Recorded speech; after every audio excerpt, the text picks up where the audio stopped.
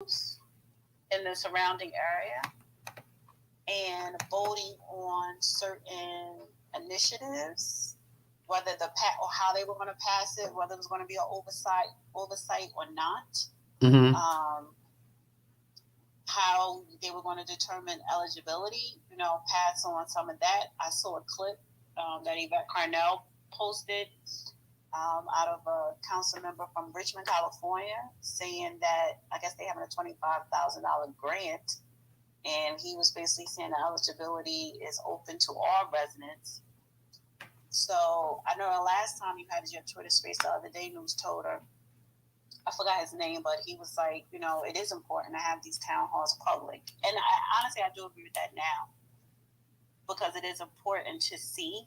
And I am glad that all those people came out to that town hall to express their opinions, how they felt, what should be done, because it is about the people.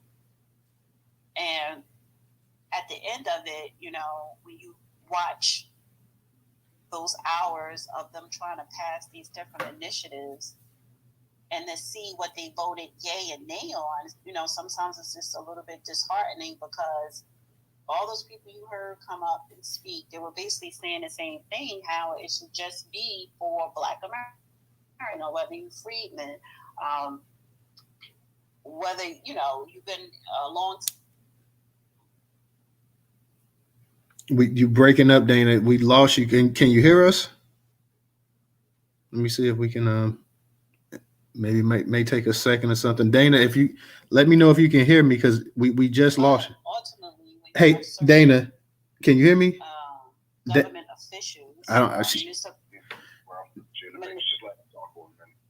What? Because we lost you for a second. Can you hear me, Dana? Yeah, your audio.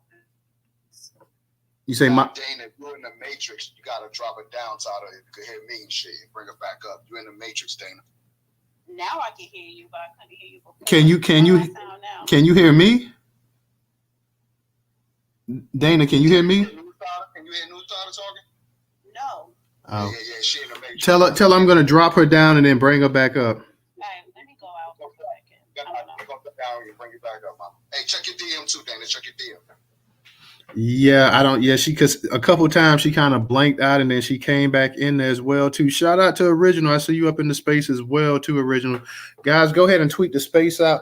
This is going to be about the Cali Task Force reparations, but it's going to be about reparations in general as well too. I want to make it a town hall about reparations all together as well too. So guys, please, if you feel if you definitely want to come up and speak and you want to talk about the topic, then by all means come on up here and talk about it. We're going to talk about the California Reparations Task Force, and we're going to talk about reparations tonight in general as well too. So Dana, when you get the co-host invite, let me know. I want to know, can you hear me a little bit better now, or?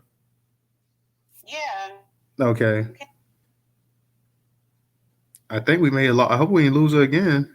Oh fuck. Oh, can you hear me? I don't know what the hell is going on. Can you hear me? I can hear you. Can you hear me?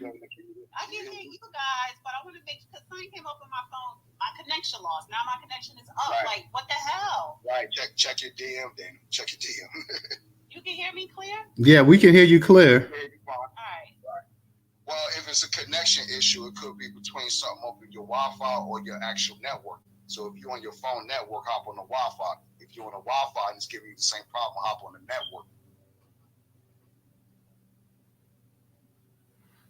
network. Okay. I want to just put this out here. How do you guys think that the actual reparation situation that's going on in California, how do you think that's going to impact the rest of the country? Do you think that's going to be the model put forth for the rest of all the other states trying to actually do the reparations? Because I think you got Detroit trying to do it. You got Chicago trying to do it. Not Chicago, but North Carolina. You got. I'm sorry, I can't hear you, Newstoter, if you're talking. Oh. Hey, DJ, yeah, tell Dana I'm going to drop her down and then I'm going to bring her right back up. Okay, Hey, Dana, this DJ, you can hear me? Oh, she disconnected. And we didn't have any issues with her in the space, a couple of spaces before this, so hopefully we can get everything straight with Dana. So, right. Well, there's been a lot of updates lately. And I'm not sure what system she's working with, Android or iOS, but either way, you got to check for updates. And then, it's the same thing with all these little devices of like the modems and shit. They got patched updates and shit. So, and then, it's all types of little fucking fake storms going on around the country. My network went down for a minute the other day and shit because it rained so bad around here. But go ahead, though. Yeah, when I got home today, man, I had to go ahead because the internet wasn't working. So I had to go ahead and get it straight and whatnot, too. So it took me about a good 20, 30 minutes to get the actual internet and cable up running and stuff. So I had to go ahead and get that situated as well, too. So hopefully Dana will be coming back in here, man. I'm hoping that she'll come back in here. The international show off, was it something that you wanted to talk about and with the actual topic we're talking about tonight with the California Task Force reparations and anything right now you want to add to it? Yes, I do. Can you guys hear me? Yes, we can. Go ahead. All right. So first thing, if Dana gets back up, I know what that works for me is to shut your phone completely off, not the restart button, but cut your phone off, wait a couple minutes, cut it back on, and all the issues will go away with the matrix. So, all right. So about the task force here in California, I'm in California, in Los Angeles right now. Couple issues that I see with it is there's not enough people in the movement up there talking, and I also hear something about how they're trying to get it where, and somebody had predicted that this was going to happen. I think it was Macau. Somebody had predicted that this was going to happen, where they're going to try to get it where if it actually gets paid out, it's going to be the people in the task force that's going to be like the middle people that will get the money and dishes out for them. We got to shut that crap down. We can't stand for any kind of middleman type situation. And a question was also asked about, if this is going to be the model for the rest of the country. I believe that it is. I think it's going to, that's why we're pushing for it to be lineage-based and, trying to keep it, trying to stop them from all lives mattering, the situation which they're desperately trying to do. I'm not familiar with all the people on the task force, but I don't recognize any of those people. Some of you guys might know who they are, but this whole all lives mattering of the reparations situation, we got to shut that down. We all got to get together and just reject anything that comes out that has anything, including anybody that has no lineage going back to slavery in this country. That's what all I have to say. Thanks. All right, no problem. And I saw a couple people that did actually come up there and said something to that matter. I believe you had an older gentleman. He came up in there. He was saying that, when we leave this place here, we go out there, we all black, and if you guys if something happens to me, something's going to happen to you and this and that, and we need to go ahead and put everybody in. And I also heard this one sister, she said she was from Miami. Mind you, I'm from Florida as well myself. She said that her one of her parents was African, the other one was Caribbean. And she was talking about some of the historical injustices that her family went through in this country, and was saying that basically every black person should be eligible for reparations. I have to go ahead and I have to disagree with that. I believe that my brothers and sisters from the Caribbean and the continental Africa deserve reparations, but I believe that they deserve it from the nation that they actually originated from, and I have no issue standing up for them. If you're from the Caribbean, I have no issue standing up for you for England and Spain and France and those colonial powers that enslaved your relatives, your ancestors, and the same with those that was colonized on the continent of Africa. But likewise, that should be done for us here as well, too. You can't sit here and say that you went through the exact same trauma that Black Americans went through, because that's just not true. Not historically. Now, if you want to say the past 40, 50 years you came over here and you went through some things, that's one thing. But, historically, your family didn't go through what Black Americans went through. That, that's just, we're just being honest here. You didn't go through what we went through. So you got to kind of just knock that off. That's not true. Excuse me, Newstoter. Yeah. Let me just add, because I totally agree with you. Whereas, they're claims, but they're different claims. It has nothing to do with our reparations claim. Now, I'm not originally from California. I've been in California for 12 years. I'm originally from Philly. So do I qualify for it if this money goes out? I don't think so. You know what I mean? But I mean, I'll take it. But you know, I'm not gonna get in the way of the people that's here. You know, our stuff should come from the federal, like us as a whole, all the FBAs as a whole across the country should come from federal. But if it's a state-to-state thing, you know, if you don't live in that state, I mean, we shouldn't get in the way of the people that's in the state. You know, that's what I say.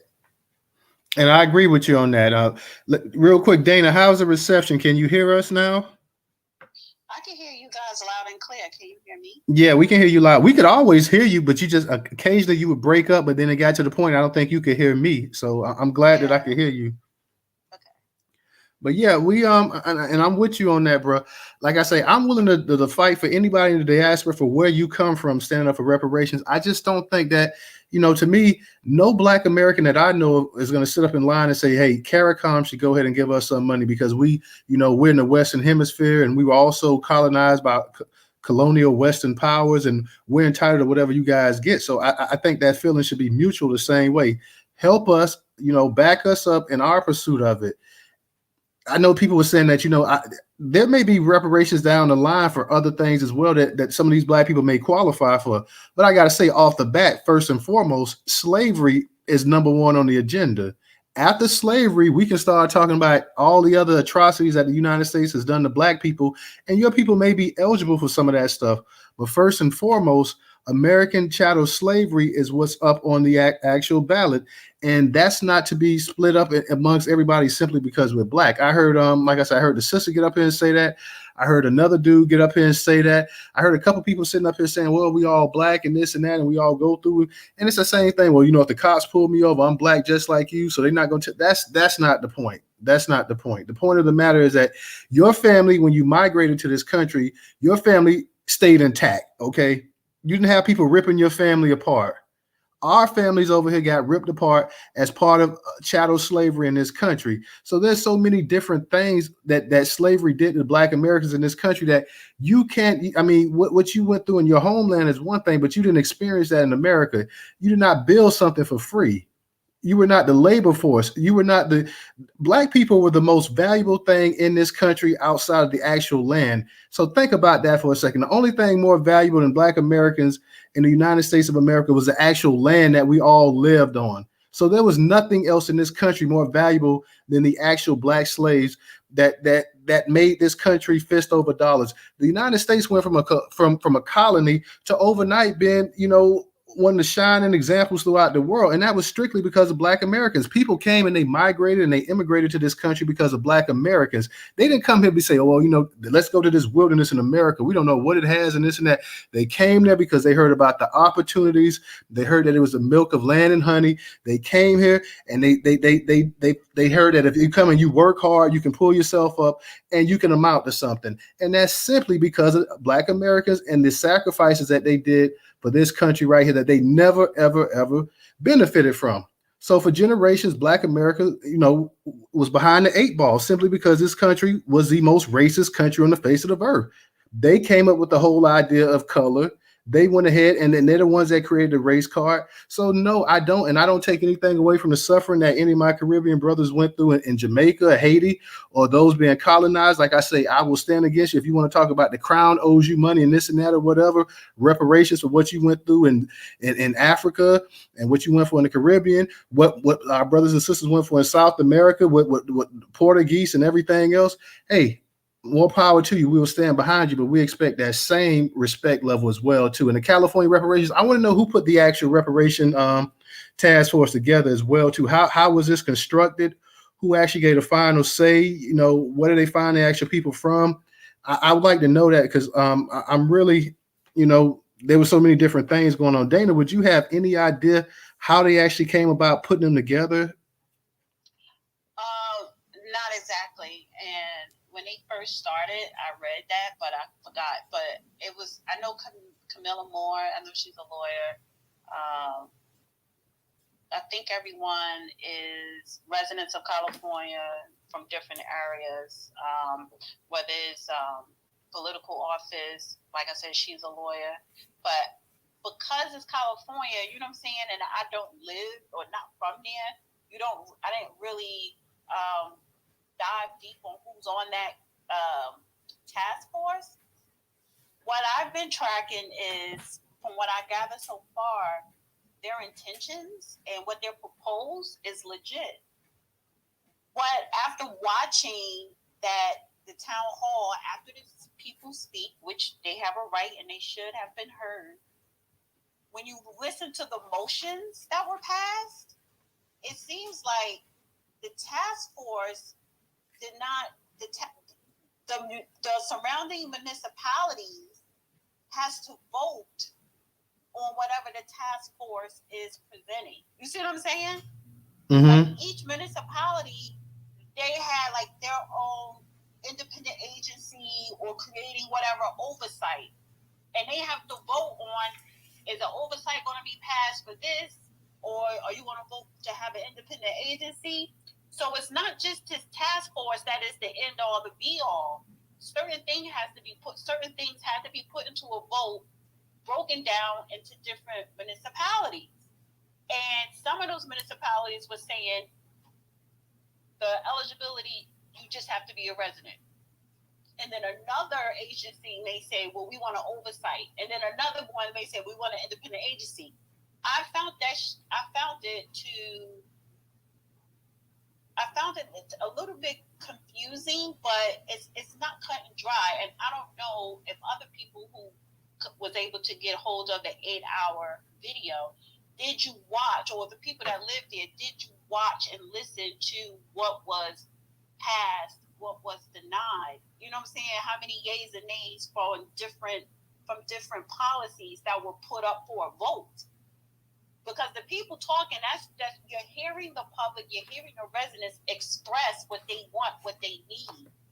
But then you have your municipality officials who vote in, then they do the voting on the different proposals. And some stuff were denied and some were passed. So it's not this task force that create this reparations policy. It still has to be voted on. And it has to be voted on not just by the residents, not just by the state legislation, but also by the local municipalities. So it's a lot. So it's kind of confusing. It's confusing to me because I'm not a resident there, and each state and each municipality in different states have their own way of doing things. But what I'm saying is, it's not just this task force, and then it goes straight to the state legislation for the state senators or House representatives to vote, and that's just what it is. No, each municipalities, they are creating their own type of proposals for reparations, whether, or eligibilities for certain grants. See, some of these municipalities are receiving grants already. And so the task force is saying, how do you plan on creating the eligibility for these grants? Like, who's going to be eligible? And some of them are not saying that, well, it's for all the residents, not just, Black Americans. So you see what I'm saying? So it's a lot that's going on. And I think the conversations that we have in the Twitter space, we are generalizing it because a majority of us are not in California. But when you start to pull back the layers and you see these town halls, you should really do the follow-up of, okay, what is going on during the actual vote? And what are these people voting on? What is on the table to be voted on? It's not just one thing. It was a whole bunch of things. And listening to the way they were voting, some women got the vote mixed up. She thought it was 5 yays and it was actually 6. It seemed like they were a little bit disorganized as well. Yeah, and I'm just trying to figure out, because like you say, so many different things. It seems like if there's anybody in here from California as well too, and you know a little bit more about it, please come on up here and educate the space as well too. But I'm just trying to figure out, when are you going to get everything on the same exact accord, like everything? Because, it's not just, I know you had San Francisco talking about reparations and this and that, but in terms of the actual state, you would like to see just one accord where everybody's on a board, whether it's a dollar amount or how it's going to be paid out and this and that. And I know, of course, it's going to be allocated. Yeah. Because you need an oversight for anything that has to do with money or distributing money in a municipality to, you know, the citizens, the residents, you have to have an oversight. Or do you want an independent agency, right? All that has to be voted and accounted for and has to be created. So one of the people, because when the times that they had the people come up and speak, and one of the men that came up, he was upset. He was like, I don't see not one person from the Congressional Black Caucus out of that represents California in none of these meetings. And he's right. Why has it not been anybody from the Black Caucus that represent California been at none of these the Reparations Task Force meetings? It wasn't even at the town hall. I think it was a 3-day thing, a 3-day meeting, because it wasn't just one day. This thing took over. It was like throughout 3 days or something, 2 or 3 days. And he said there's not one person from the Congressional Black Caucus that you vote to send to Congress that represents California sat in on any of these meetings last weekend or any other meetings in the past. That's a problem. So I don't see an active one. Oh, I got to send a judge the link. So what I'm saying is the people who spoke, can you hear me? Yeah, we can hear you. Go ahead. Okay. What I'm saying is the people that were speaking at that town hall, even the ones you don't agree with, and this man came from New Orleans, and he just made a valid point. Whether they lived here or not, whether you agree with, you know, focusing on freedmen or not, because that was on the ballot too, one of the things they voted for, right? But every last one of those people, except for that damn white guy, had a valid point. It made sense, except for that black guy saying he don't want nothing, he just want the name. But everybody else, what they stated is exactly what is needed. And when the doors are closed to the citizens, and these people who are supposed to be representing us, well, them that live there, when they were voting, it just looked like a shit show. And that is a problem. So I yield right now. Now, the one person you're talking about that said he doesn't want anything, and that's our boy Lloyd. And this is what Lloyd actually said. He said that, you know, he was basically saying if we can't get money, then at least go ahead and give us an identity. Let us get our identity. Our identity is American freedmen. So Lloyd was basically saying, and I know a lot of people that they heard that and they were saying that Lloyd was saying that, hey, just give us just call us a name or whatever, call us freedmen. But you know, Lloyd, that's my boy and everything, but I would have to say, Lloyd, we want more than just to be labeled freedmen. Like, call us freedmen, call us FBA, call us 8OS, call us whatever you want to, but go ahead and get that money out. So that's the most important thing right there. Like, I don't really care what anybody calls us, because all of those titles can fit us. You know, I don't have an issue with that. I know some of our people on Twitter have an issue with it. They want to be called a certain thing. I don't have a problem, even if, you know, I don't walk around calling myself Negro, but I mean, at one time in this country, we were called Negroes. I mean, that's just how it is. Like, I don't mind being called a Negro or this or that or whatever, but you know, I don't have an issue with people calling us. And we got Judge Joe Brown up in the house as well too, y'all. I just sent him a link because look, he wasn't scheduled to be here. I just told him if you have time, hop in. He's a California native. Oh, okay. But I think he could be able to break down how these type of voting things, you know, are voted on in municipalities. But just real quick, because after the public spoke,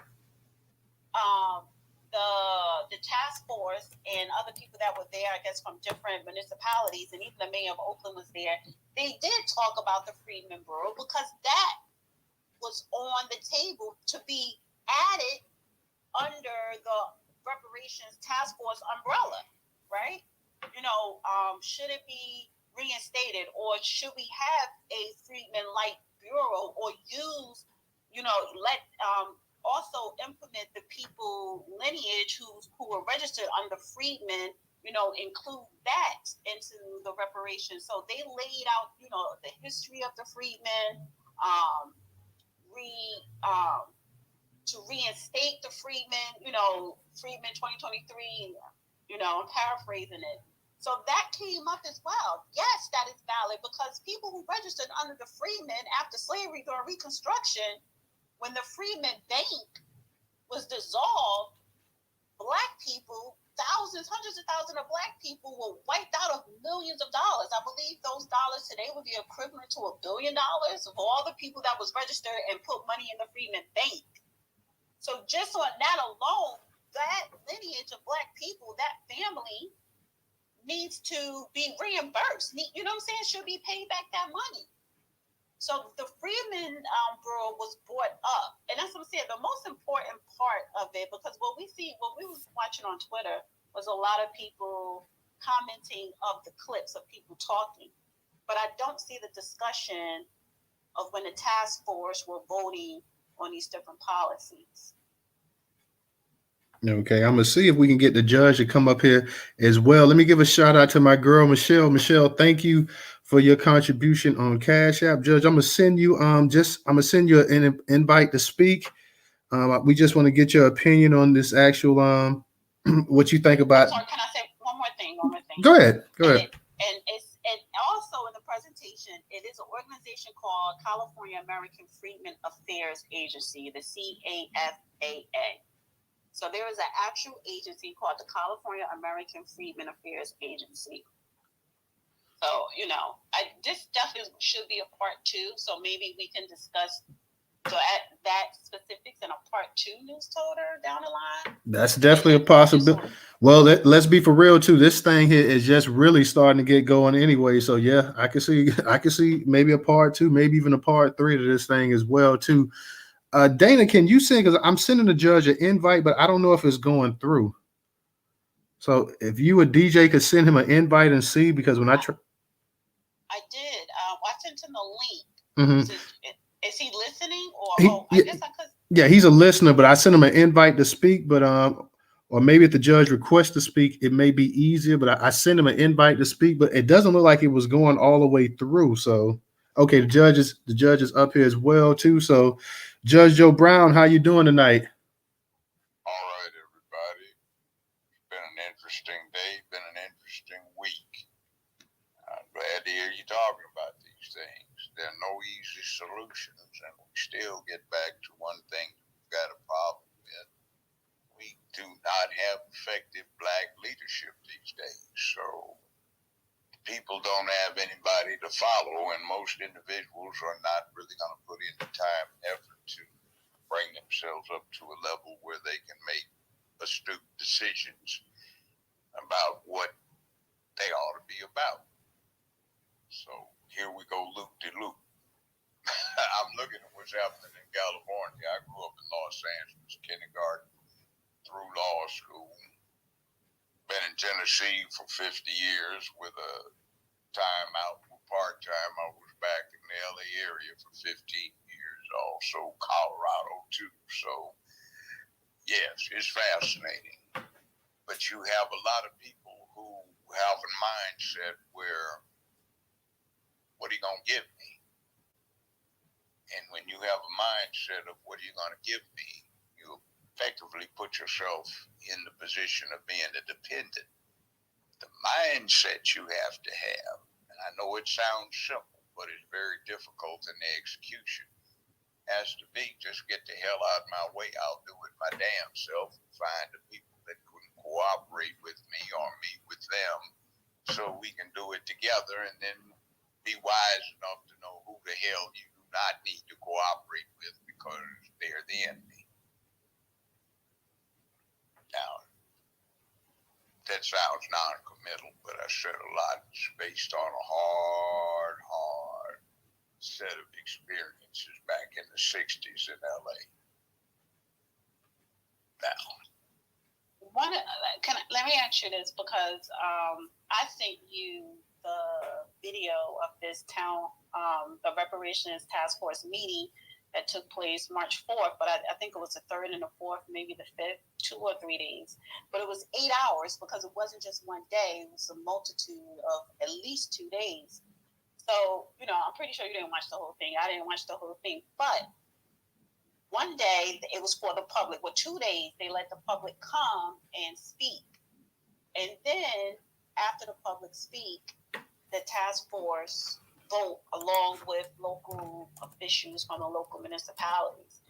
What I was listening and what I realized is that if you are receiving any type of grants or any type of money coming in for anything, let's say reparations or any type of restitution, you need to have an oversight. But they were voting on oversights. They were voting to have an oversight or independent agency. You know, they were voting on how are you going to have eligibility for this 21, one in particular, Richmond, California. What Camilla Moore asked, how are you going to determine eligibility for a $25,000 grant? And it was like, well, we want to have it eligibility for all residents. If you could prove that you are a resident.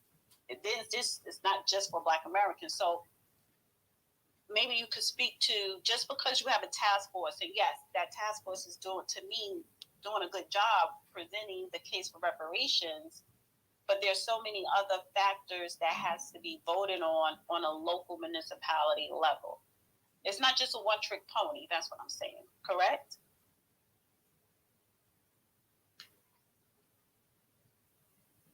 You there, Judge? Are you asking me? Yeah, he's asking. Yeah. She's asking you. Okay. It's multifaceted.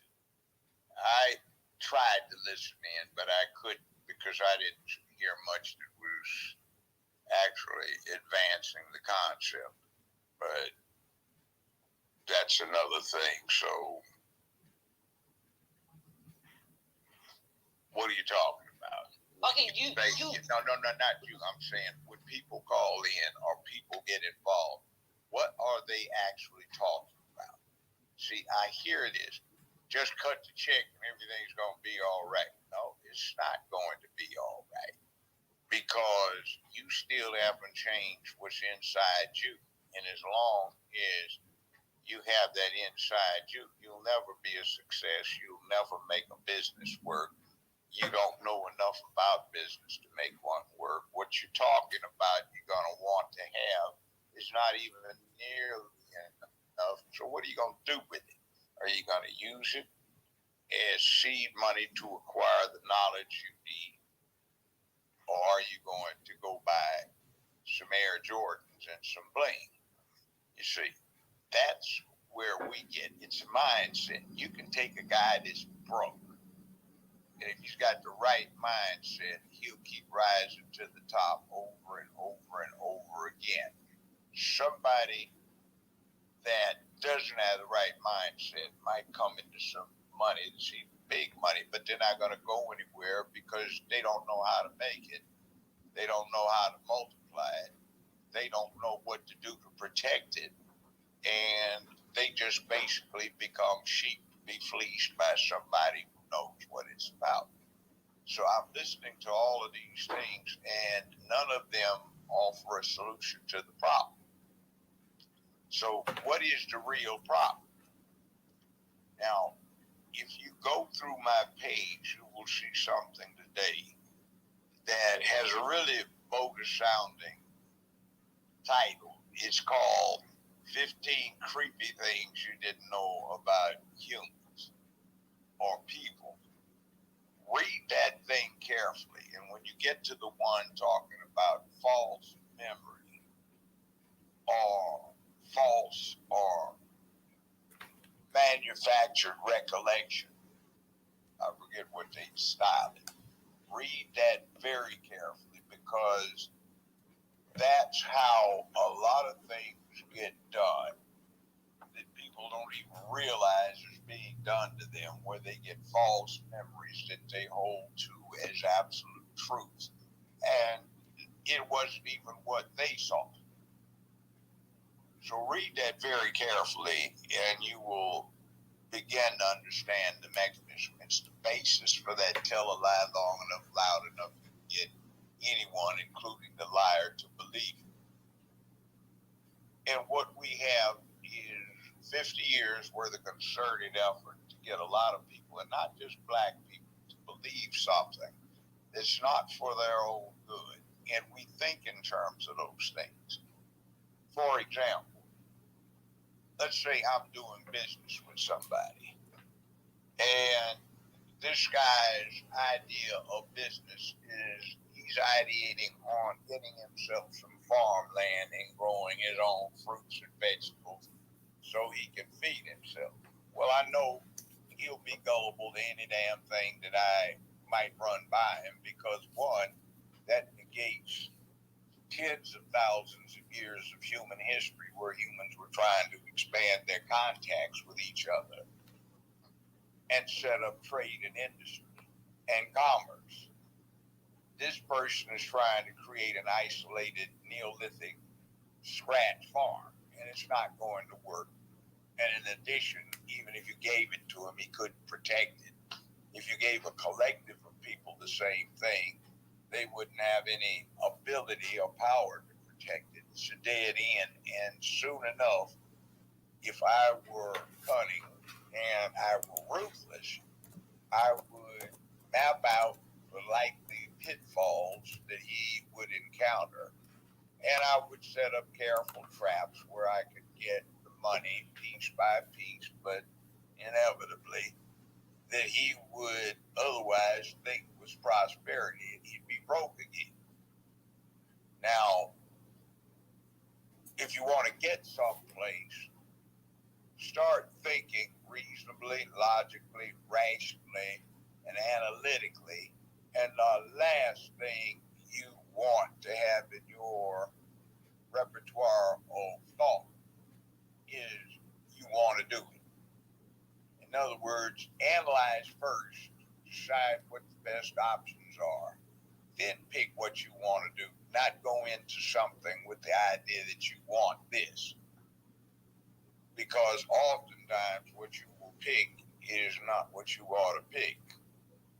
That may sound complicated, but it's one of these leaps you're going to have to do if you want to get somewhere. The other thing is you are not going to keep anything you get, let alone get anything without hard work. I do personally know some billionaires, and these people work 55 hours a week when they're on vacation. They get 3 hours of sleep a night every night. That's about maxed out.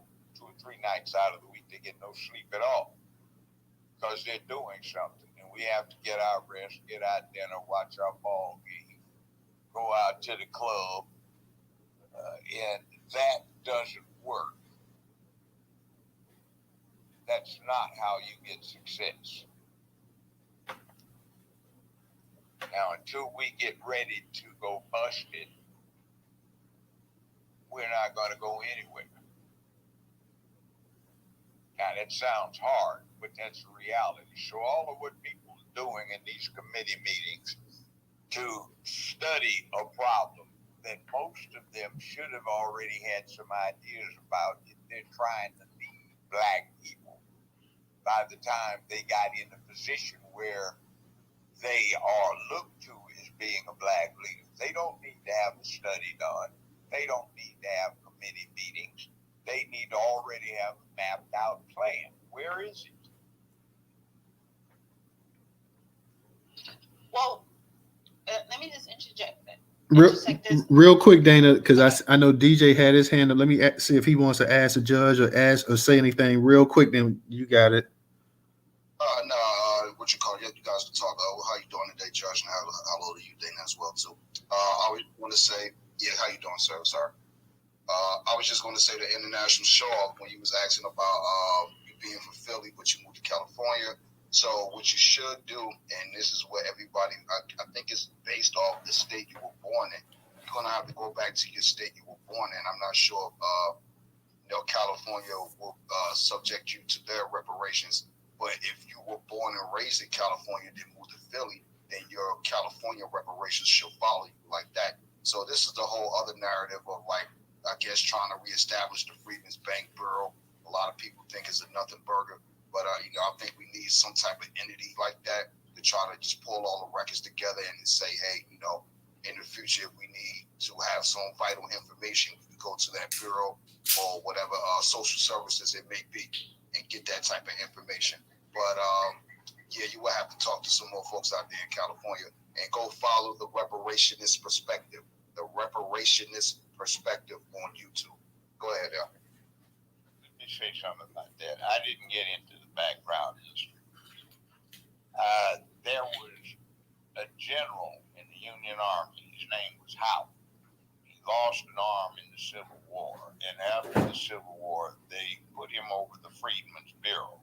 Howard University is named after him. I was actually born in Freedmen's Hospital, located on Howard's campus, associated with their medical school. It's a district of Columbia. It's the capital of the United States, and it does not belong to any state. So technically, I have no state I'm native to, but I know from kindergarten to law school, I was in Los Angeles, California, and at least 15 years after that, the millions of dollars in tax monies I paid to the State Board of Equalization in California. I guess I bought my way into the system.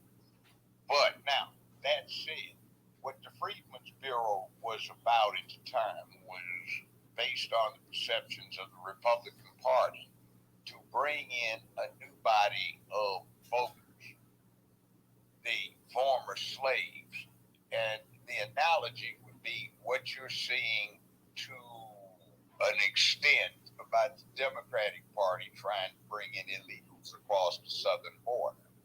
That was trying to alter the political landscape on a long-term basis. However, it became dysfunctional. Those zealots in the Republican Party who were for that kind of got pushed to the side. You had reconciliation in the South, and we got left to our own devices, and we had insufficient acumen and will to preserve it.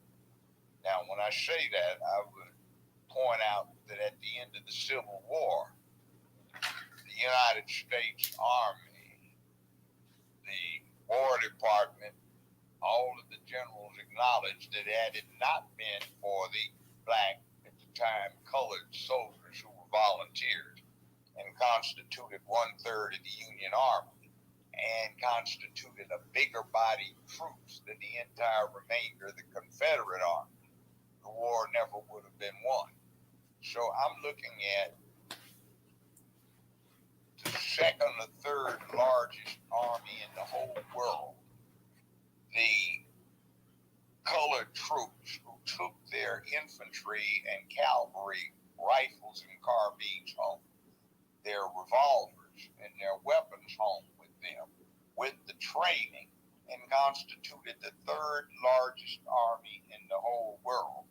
How they managed to be subjugated by the remnants of a defeated army that they had helped to whip. That bothers me. But in any event, they set up the Freedmen's Bureau. And the Freedmen's Bureau had as its first assignment the management of reparations, which was 40 acres of confiscated rebel land and one army mule as per General William Tecumseh Sherman's military district order, January 16th, 1865. That was approved by his commander, General Ulysses Simpson Grant, who became President Grant later.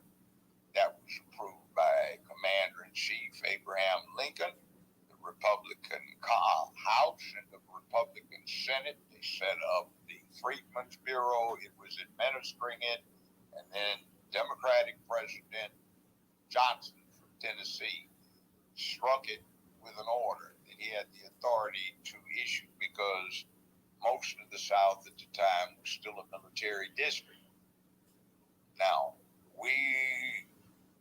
in my day, we used to joke about not repaying student loans because they said, where are you going to pay the money back? I said, well, man, I'm engaged in self-help. This is just equivalent to the reasonable interest compounded semi-annually on 40 acres and one goddamn mule. Bye. Now, that's the way we treated it. And in my life, reparations has been a big issue about 3 times. Same with my parents and my grandparents, at least one of whom was alive when 40 acres of mule was an ongoing thing. So why are we spending so much money that ought to be seed money to produce money for reparations on studies of reparations? Why has no one come forth with any coherent plans? Some people have them, but we don't hear from them. And those plans are not just off of somebody's shoulders because they felt like it. They've been carefully worked out. There are people alive right now who have the acumen and knowledge who've been working on this for 55 years. We don't hear from them. But when I look at California, I say, look, guys, this would be a matter to be enforced by the courts if it went through or attacked in the courts. So let's take a look at the courts. Your California courts, the civil ones, are only open 4 days a week. And the reason they're not only open just 3 days a week is because the judges were nice enough to donate a fourth of their salary back to keep the courts open for the 4th day of the week, because your state's too damn broke, thanks to Prop 13 back from 1978. And also because of Enron and Halliburton ripping the state off back in the late 1990s by convincing it to sell off its energy production and putting it deep into the red where it still is, because of too many programs that everybody wants to get involved in with too little revenue. And you're losing too many people coming out of the state, a lot of whom are going nearby to Arizona and a few places further east. So you're losing the tax base, and you're about to lose a member of the Electoral College, and you're about to lose a congressman or two. So how are you going to pay for it? I'm just curious. And I just got through getting $150,000 of my money seized by the State Board of Equalization because they claim I owe taxes for a year 6 years ago when I wasn't even a resident, did not owe any taxes, had no tax liability. So it's costing me a few tens of thousands of dollars in attorney fees and accountant fees to work it out. So some state that's that kind of broke, how the hell are you going to pay reparations or get it together? Or are you just trying to grandstand and floor show for the people to establish an impression? See, I know how broke the state is. That's a really good question too. And guys, please go ahead, and this is a town hall, so we want anybody to come up here and speak on reparations, whether it's dealing with California or it's throughout the nation, wherever you're at. Go ahead and please raise your hand. We're just trying to get that dialogue created. You're more than welcome to come up here and share your thoughts and your views about not only the actual California Task Force reparation, but also you see a bunch of different cities and states throughout the country talking about setting up committees and all this other stuff, talking about reparations. So please, by all means, the microphone is open. We're trying to get people to come up here and actually talk. Judge Joe Brown, he graced us by coming in here. We didn't know he was coming in here, but Dana was able to reach out to the judge and get him to come in here. He lives out in California, but please, we're trying to go ahead and have, that's what the title, California Task Reparations Town Hall, but it's a town hall period on reparations. So please, if you have any questions, if you have any concerns, if you want to just come up here and just give your opinion about reparations in the country, whether it's California, where you live at or wherever, please come on up here and request a microphone and come up here and speak. You're more than welcome to come up here and speak as always. Let me also give a shout out to my man, Napoleon, as always, for supporting the platform. Thank you, Napoleon, for your contribution. Dana, I know you had something to say in the international show off. We're going to get to you as well, too. So. Yeah, I just want to say something real quick because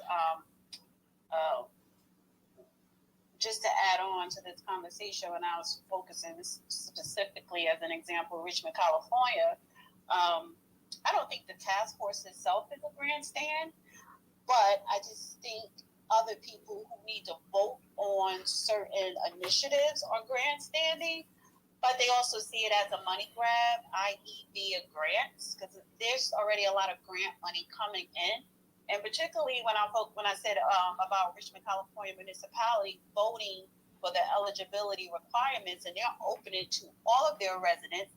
And one of the things we should be looking into the different cities throughout California and any type of task force in other states, Richmond is 36% white, 20.9% other race, and only Black or African American 18%, and Asians are 14%. So, because the Black population in Richmond is not dominant with the Black vote, and white people are, and other races, right? You're talking about 50, 60, 70% of 75% of other races, and only 18% of Black. So the people in Richmond are the Richmond municipality are going to vote in favor of who is the dominant voting base of that city, and it's not Black. So why would they have requirements for whatever grants coming in under the umbrella of reparations just for any type of restitution or repair just for Black people when they have to rely on 70% of the votes who are non-Black? So that's just a food for thought, because and that's just one example of one city. And if I'm pretty sure if I was to look up for the socioeconomic status of each of these particular race groups, African Americans will be at the bottom. And they're probably least likely of being homeowners, which means they're not contributing to the property tax and where that money goes. And if you're not a homeowner where you live at, technically, you probably have less say-so in certain things. So the person who's a spokesperson for Richmond is going to say, yeah, eligibility for everybody when it comes to this $25,000 grant. And that is a problem. And this is not just going to be Richmond, it's going to be other cities like that throughout this nation when we're talking about grants, restitution, or any type of reparations. May I point something out here, if I might have the floor briefly again? I would appreciate reparations, don't get me wrong. I don't live in Los Angeles now. I haven't for the last 10 years. Well, 8 years. And I am in Memphis.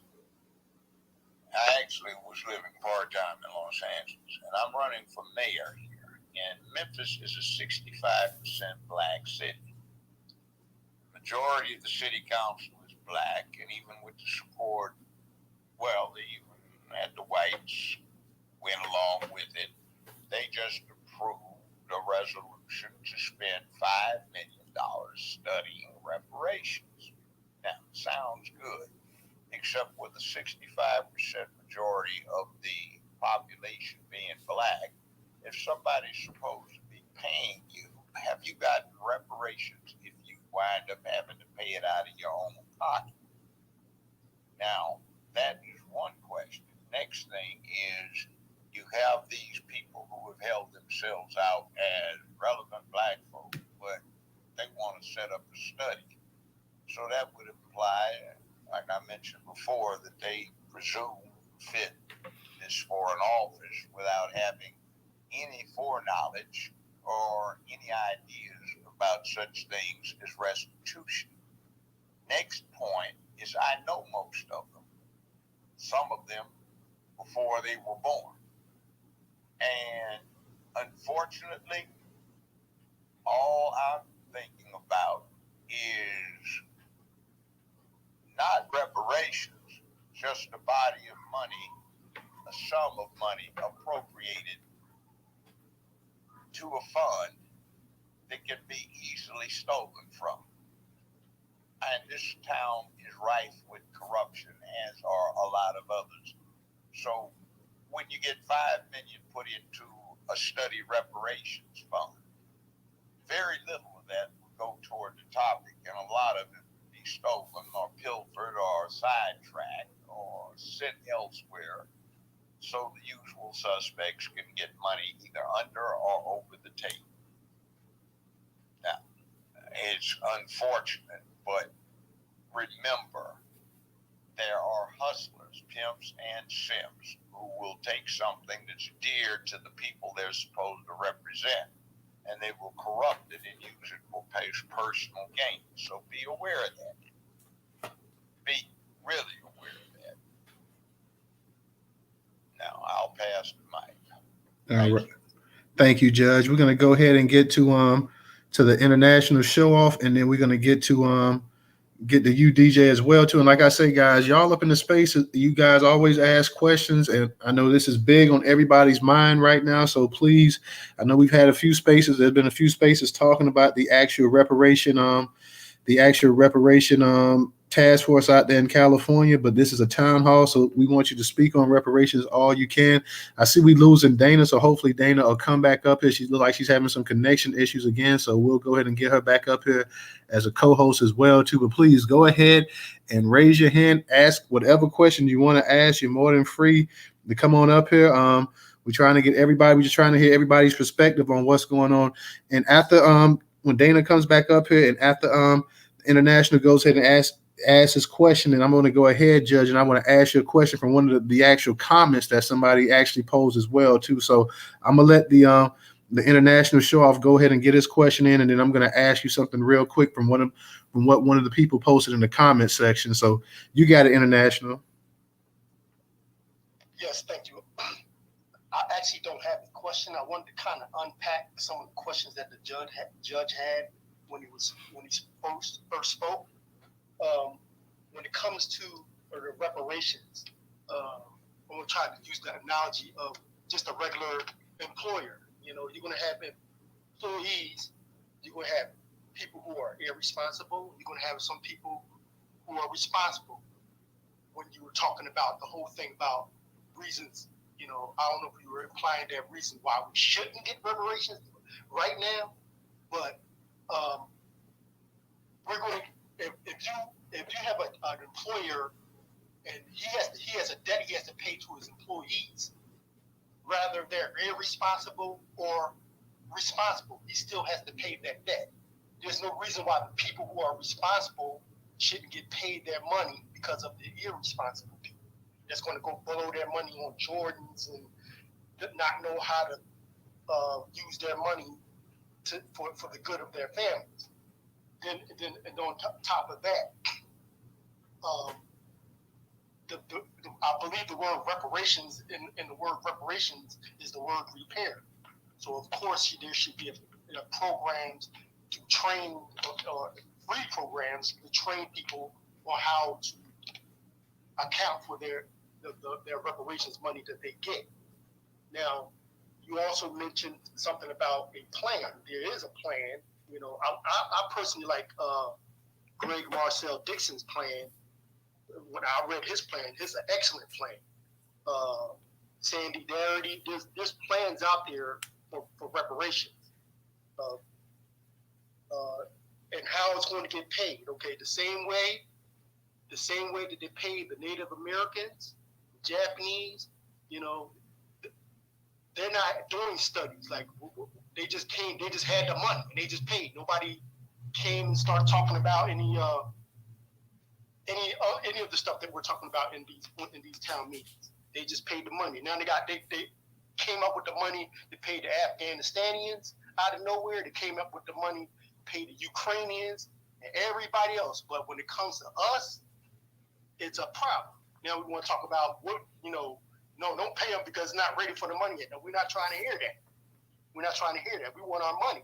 It's a debt that's paid. It's not something that we're asking for. It's something that we're demanding. We're demanding that they pay us the debt that's owed because that wealth has been passed down into their our enemy's institution. It's time for us to reap the benefits of the wealth that our family has built, our ancestors have built in this country. These people are still getting paid, you know, to this day. That's why I don't really like the whole cut the check. It's many checks. It's not just one check. It's many checks because you can't pay us all for one check. But we'll take the lump sum in the beginning. We'll take that.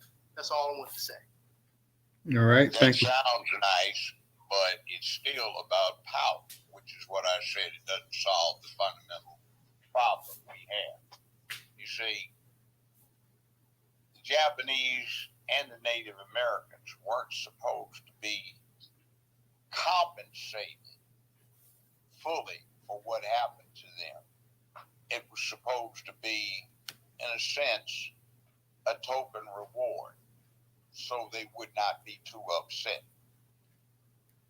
Black folk are always upset, but they don't do anything because one party always gets our votes no matter what happens, and the other party never will get our votes no matter what happens. So neither party gives a damn about us, and we're always talking about making demands.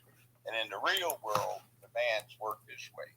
I'm making the demand, and if you are operating from a position of power, you can tell the person making the demand, go to hell. Now do something about it. Well, this is wrong. Yeah, okay, fine. What are you going to do about it? And the problem comes into what are we going to do about it? Now, we once had power in California, and there was something that happened in August 1965, a little later up in Oakland and in the Richmond area in California. It's not going to happen right now. It happened in 1992. And it happened a little while ago again, but it wasn't with any particular purpose the last several times. So the deal is politics and power works on consequence. What consequences do we have? And it would be nice to get it, don't get me wrong, but to compensate me for all of the times that growing up in LA, I got put on a wall by LAPD and grievously insulted, or saw people I knew get jacked up, or saw some of the racist behavior out there when I was growing up or in college, or even some of the most racist behavior when I had 15 years in Hollywood. Those studios are some of the bastions and repositories of the worst racism in America, but we keep getting into their hype and just lap it up. And by the way, talking about economic power that we could bring to bear and use as leverage, we don't know how to do it because we just fall into the sucker trap.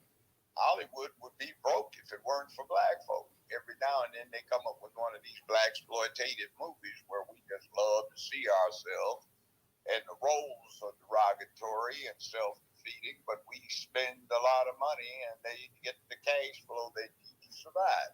But we don't even know how to exercise something as basic as running a boycott. We won't do it, can't do it.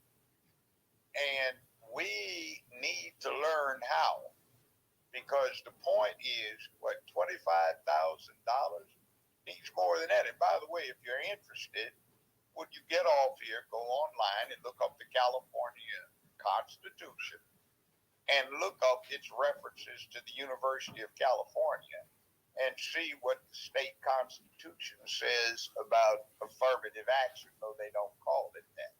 When they talk about leadership and the need for each community, and they mention ours specifically, needing to develop effective leadership. Read that. Or if you're lazy, don't read it. But you should, so you get a perspective on where you are in the state and what is not being done.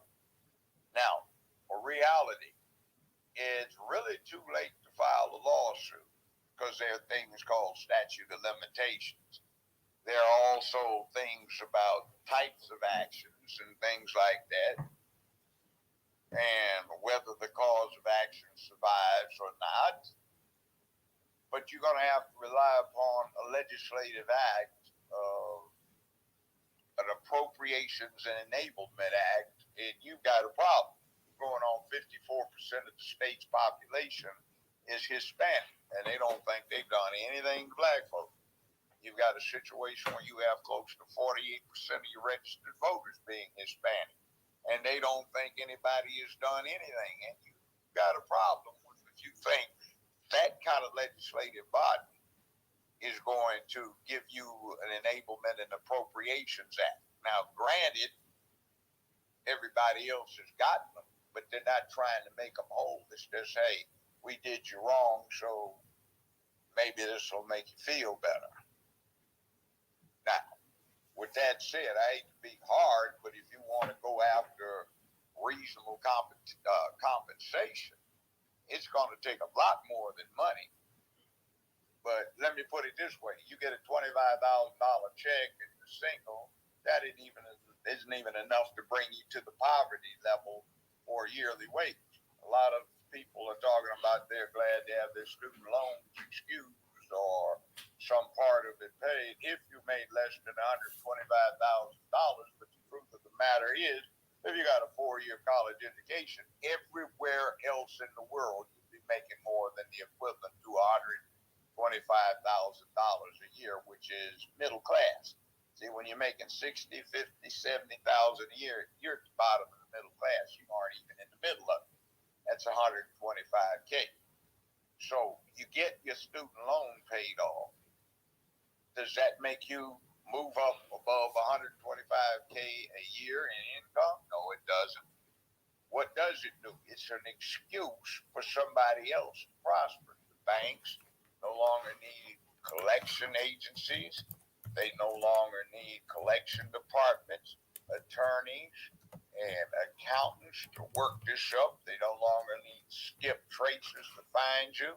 They get all of the interest they were entitled to paid out in one lump sum up front, and all of your loan obligations that they were counting on collecting, they get those all at once, and they benefited, not us, because we are still, day after tomorrow, making way under what we ought to make with a 4-year college degree. So a lot of people are happy, and a lot of other people who are out there lyric talking about they really fell for that one, didn't they?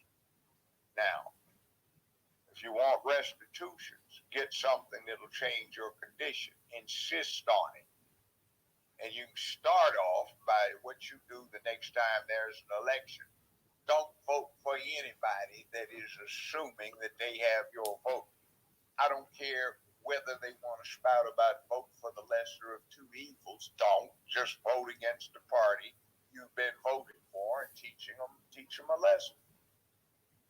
Maybe they'll miss their water when the well runs dry and pay attention to you. I mean, 2 weeks after Congress did this thing 3 years ago where they spent 2 weeks debating on whether or not to have a commission or a study of reparations done, they gave reparations in 2 weeks on a voice vote with no debate. Granted, it was only $58 million in insurance benefits, which is tough change for the feds, but it's open-ended. So they spent 2 weeks on deciding whether to have a study on whether to get reparations, and then a more favored group 2 weeks later gets it without debate on the first voice vote. Doesn't that tell you anything about some realities that need to change? Judge, let me ask you, because we had somebody that left a comment and they wanted to ask you this question. They Rory asked, he says, what is your idea of reparations? What would that be? Okay, first off, this is the 21st century. You're going nowhere in this century if you aren't able to work in it. That means you need vocational skill training if that's your disposition. You need higher education in academia, and that it says science, technology, engineering, and math, because that's going to make it. You have Silicon Valley in California that developed because there somebody came up with what has been termed the dot-com revolution 25 years ago. We need something new so we can get in on the ground floor where they're not big, deep money pockets who are already heavily invested in it that we can't compete with. So we have to create our own opportunities. Now, if you look at LGBTQ as a cult, as an agenda, you will find, if you take the time to look up what the Census Bureau says, these are the statistics. Less than 1.5% of this country's population, adult population, is trans. Less than 1.5%. But that's not what you get listening to your California-based Hollywood media. 1% of this population of this country is lesbian. 1.5% are gay males, and about 4.5% swing both ways. That totals out at about 7.5% of the population, and that's as high as it gets. And it drops below that in other areas and slightly above that in certain others. So 7.5% of the population, and a lot of them are on the down low and can't come out about it. They control things to complete black caucus in Congress. Most of the politics in California, and they're only 7.5%. By the way, California is not one of the high percentage locations for that in the country. Some of the locations where it is would surprise you. But why is it that they know how to exercise political power and we don't? We are much bigger in percentage-wise than they are. So what has happened to us where we have no attention given to us except song and dances given about we're going to have a study, and nobody has any intention of doing a damn thing except getting some money on the table they can take under the table. Now, you need to exercise some political control so you get an opportunity to control things. You need to stop redlining in these banks. You need to have your municipality spread out their cash deposits to other banks so you can set up some banks and credit unions that help you out, because credit unions and banks can extend loans, lines of credit. In other words, their accounts can go to a level that is backed up by a certain percentage of cash on deposit. Why are you not using your political clout to ensure that the cities and counties deposit in banks that are more favorable to your interest and more likely to extend lines of credit you can use to build small businesses and acquire homes and finance educations? Why have you allowed the Ronald Reagan legacy to continue in the state of California, where the Constitution says that the higher education is to set up leadership cadres for the state's various populations? Specifically mentioned are colored ex-slaves, specifically mentioned are the Asian population, specifically mentioned are the Hispanic populations, but we've gotten away from that. Why don't we get into things about equitable hiring in certain key functions?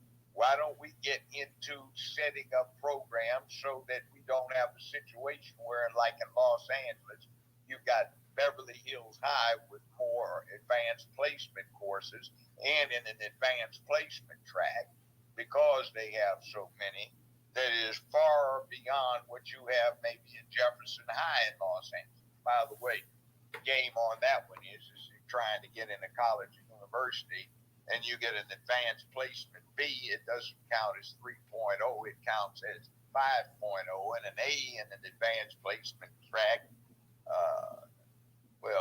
class counts 6.0, and if you're in an advanced placement track, you get 1.0 added to your GPA when it comes to being admitted to the California State University or the University of California or anywhere else. Why is that? And you see, that is tolerated and we don't deal with it. That opens up doors. What about the situation that we have right now where we have absolutely no control over what's going on in our neighborhoods, and they have just gotten to be places of violent extremes? We have to do something about taking that back. Why are we spending our money going in to see continuations of black exploitation movies and bailing out Hollywood? We just spent a lot of money going to see Black Panther 2. But Walt Disney and ABC were behind the 8 ball because of judgment taken against them and enforced by the Ninth Circuit in 2011, backed up by the U.S. Supreme Court after that, has left them with a debt obligation of $1.25 billion that the plaintiffs are going to levy and execute on. And right now, if you go to Disneyland or Disney World, most of the ride revenues go to the plaintiffs. So how did they get the cash flow they needed? They put out Black Panther 1 and 2 to appease appeal to the black folk to bail them out, get the necessary cash flow to pay off the immediate obligation to pay down on interest, so they would not get levied and executed on. And we don't even realize the power that we have. Now, when are we going to start acting like we want to get somewhere? And if you are entitled to reparations, then take the damn things. And do that through your elected representatives who have cause to respect you rather than giggle about how stupid you are. All right, Judge. Good points you made right there. We definitely need better representation. Dana, can you hear me? Because I know you had to disconnect. Can you hear me? I can hear you. Can you hear me? Yeah, we can hear you. Okay. Ray's up in the Twitter space as well, Judge. So he just came up. Ray, what's going on? What's going on, everybody? On a little late. I don't know what I got going on, so I'm trying to handle some business, but I'm sure everybody's going to catch me up on what's been going on in Twitter space with the Reparations County Task Force. Oh, well, this is pretty much just a town hall. We're trying to get our people to come up here and speak as well, too. So the only person that came up here and speak tonight is an international show off. So we're talking about the California Task Force reparations, but we're talking about reparations in general anyway. So anybody that wants to come up and speak about reparations, like I told you, the mic is open.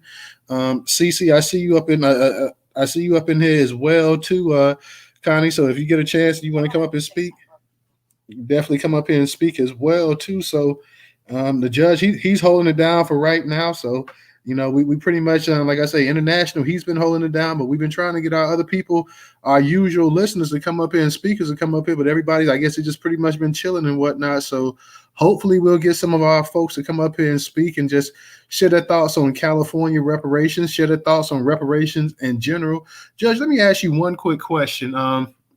Wait, can I say something before you ask him a question and he answers? Go ahead, Dana. Because, yeah, it looks like connection is lost. Can you still hear me? Yeah, I can still hear you. Can you hear me? Oh, Lord, we done lost it again. Normally, Dana don't have these kind of issues in the Twitter space with us, so I don't know what's going on tonight. Can you hear me, Dana? Yeah, I just want to say this. I didn't have a whole lot more to say. I just want to say to the judge that I don't think he realized that the people that he's talking to, most of the people that I believe that's in this space aren't the people that give up their votes for people who don't represent us, or just black faces that have everybody else's interests at heart over ours. We're not those people. Thank you. Good for you. Maybe you should just keep me, I don't know, as a speaker. You want me to keep you as a speaker? I'll keep you as a speaker then. I'll accept the invite for co-host one time again, and if it goes out, then I'll just be a speaker, and then you can just switch for co-host for the judge. I don't know what is going on. I'll just keep you as a speaker for right now. We'll see how that plays out. Okay. I'm not going to be on here that much longer, but as to the last speaker, yes, I understand. I'm glad that the listeners or participants today are trying to TCB, take care of business, but there's not enough of us who are. So work a little harder, get the message out, and start trying to get them to get clues on what to do. That's the message. You can have some of the best revolutionaries in the world when it comes to ideation, willingness to do what's necessary, etc. But it goes nowhere if there aren't enough followers, or there aren't enough people who are inspired to go along with what they're trying to do. So right now, we don't have enough people. So we need to get our people on board realistically. And it's going to require more of what the gentleman just talked about. Yes, pay attention to how you vote and who you support, because the people in office right now, not universally, but invariably, do not support us. They rely on their apparent kinship to us to get our support, to get them in office, but they do represent the interest of those they are surrogates to. take a look at the Black Caucus and what they have not done for the Black people that they're named after over the last 35 years. Just take a look. Absolutely. Dana, I know you said you wanted to ask the judge something. Can you hear me? Yeah, I can hear you. Can you hear me? Can you hear me, Judge, or WP? I hear you. You're loud and clear. I can't hear Newstoter. You can't hear me? I'm going to drop out and come back in. Yikes. I hear. Okay, Ray, real quick, ask go ahead and ask the judge something while we get ready to get Dana to come back up. I'm telling y'all, man, it's that third co-host spot. Normally, since I'm at the speaker right now, I'm not having those problems at that third co-host spot. Now, really, what I was just going to ask, and I don't know if it was already asked before, but obviously, we know that anytime they're trying to make moves like this, we always have people that interfere. So I was just wondering, what could we do ahead, or if it has even been brought up, what can we do about the people that Nigerian or Ghanaian or whatever else that are trying to come in and get on the reparation train?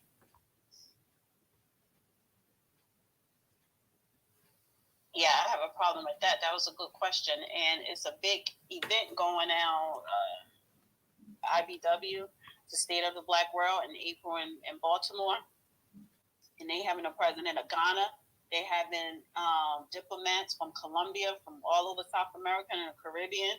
They're having a big old fest under that Pan-Africanism umbrella, and that's fine. But we all know when it comes to IBW, when it comes to reparations, IBW is on the train of share the wealth, and that is a big problem.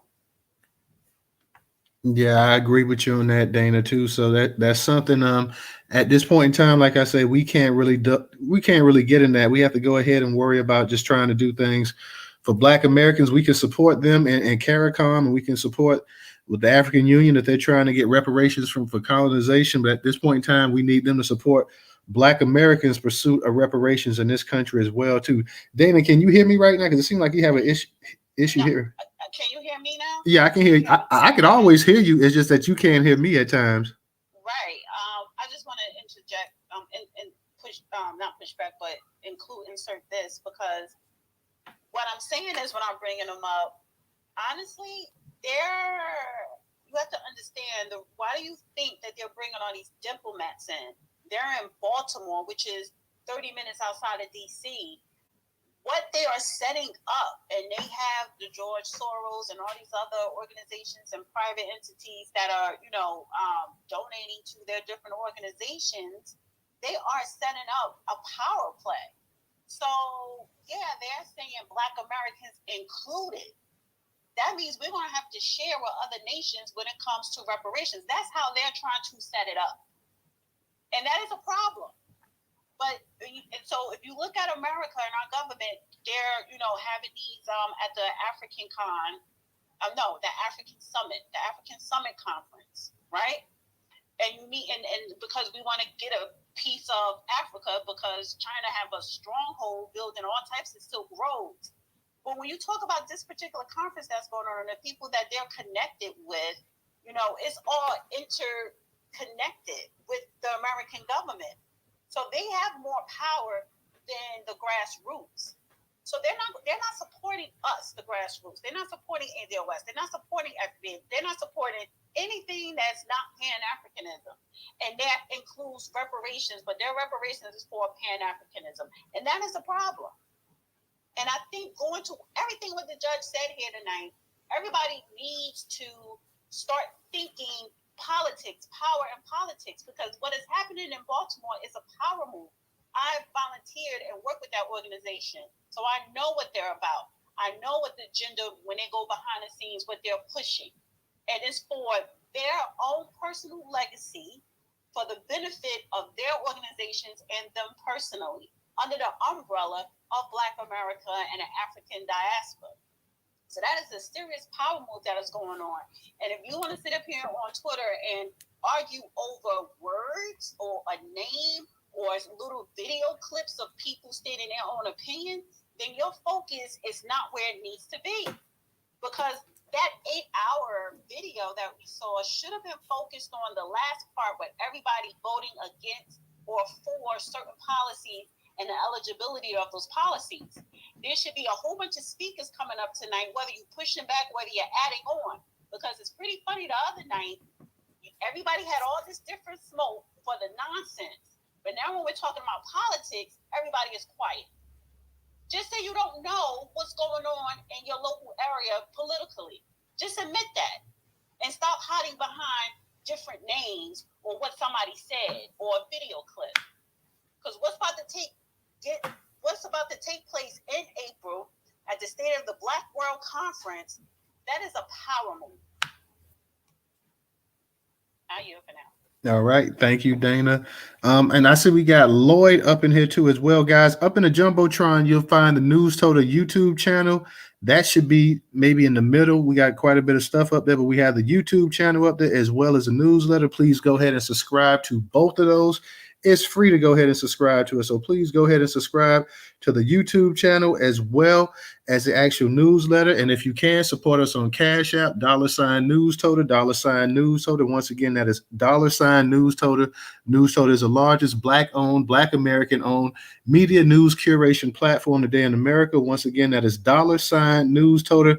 If you do not have Cash App, we have the PayPal and Venmo also up in the Jumbotron as well too. One more time, that's $Newstoter. I see we got my man Lloyd up in here. And Lloyd, you have become, people have been, Lloyd, what's going on, man? We saw you at the actual California Reparations Task Force, and quite a few people were trying to say that Lloyd was just happy with saying that, hey, we'll go ahead and be called freedmen. But I was like, well, no, Lloyd was saying that if we can't get reparations, that you want to be called that at the very least we should be called American freedmen. Did you want to clarify, Lloyd, real quick, exactly what you meant by that?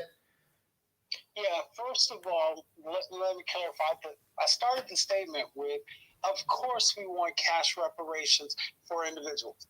That, of course, that's first.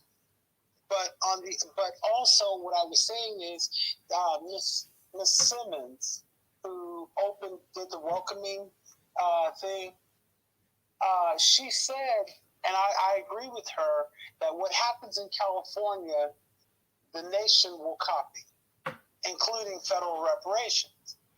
So my point is this: freedmen, American freedmen, the term American freedmen gives people like me and yourself and most of the other people in the space, it gives us our identity. Black is one thing, but my experience from a Nigerian or a Ghanaian or West Indian or Caribbean, pick one, is different. My experience is different. And I need to be recognized for my experience. That is my identity. There's a Chinese proverb, a person is only the sum total of their experience. So we need our identity back. The money, absolutely. But we need to be clear who it's going to and who those people are. I am a descendant of American slaves, and I'm proud and embrace that.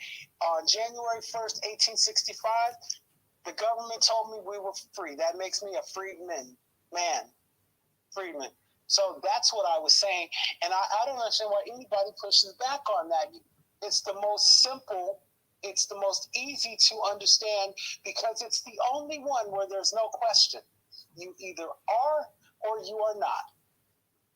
And if you are, you're entitled to be paid for the 40 million man-hours per day that American freedmen provided for this country unpaid for 256 years. So I don't understand why that created such a firestorm, because people calling me from all over the country, have you lost your mind? I thought it was pretty clear. More importantly was what happened the second day. And I wanted to say to the judge, I was so glad that the judge said that the judge said that the Black Caucus members, because I don't know if anybody saw that clip, I got up and told them I said to the room, excuse me, we're looking at the wrong thing. We're having these little wars back and forth. But here's the thing. There are two people in this room that will be voting on this bill. Two people in the room. Where the hell is the California Legislative Black That Caucus? was you. I mentioned you earlier in this space.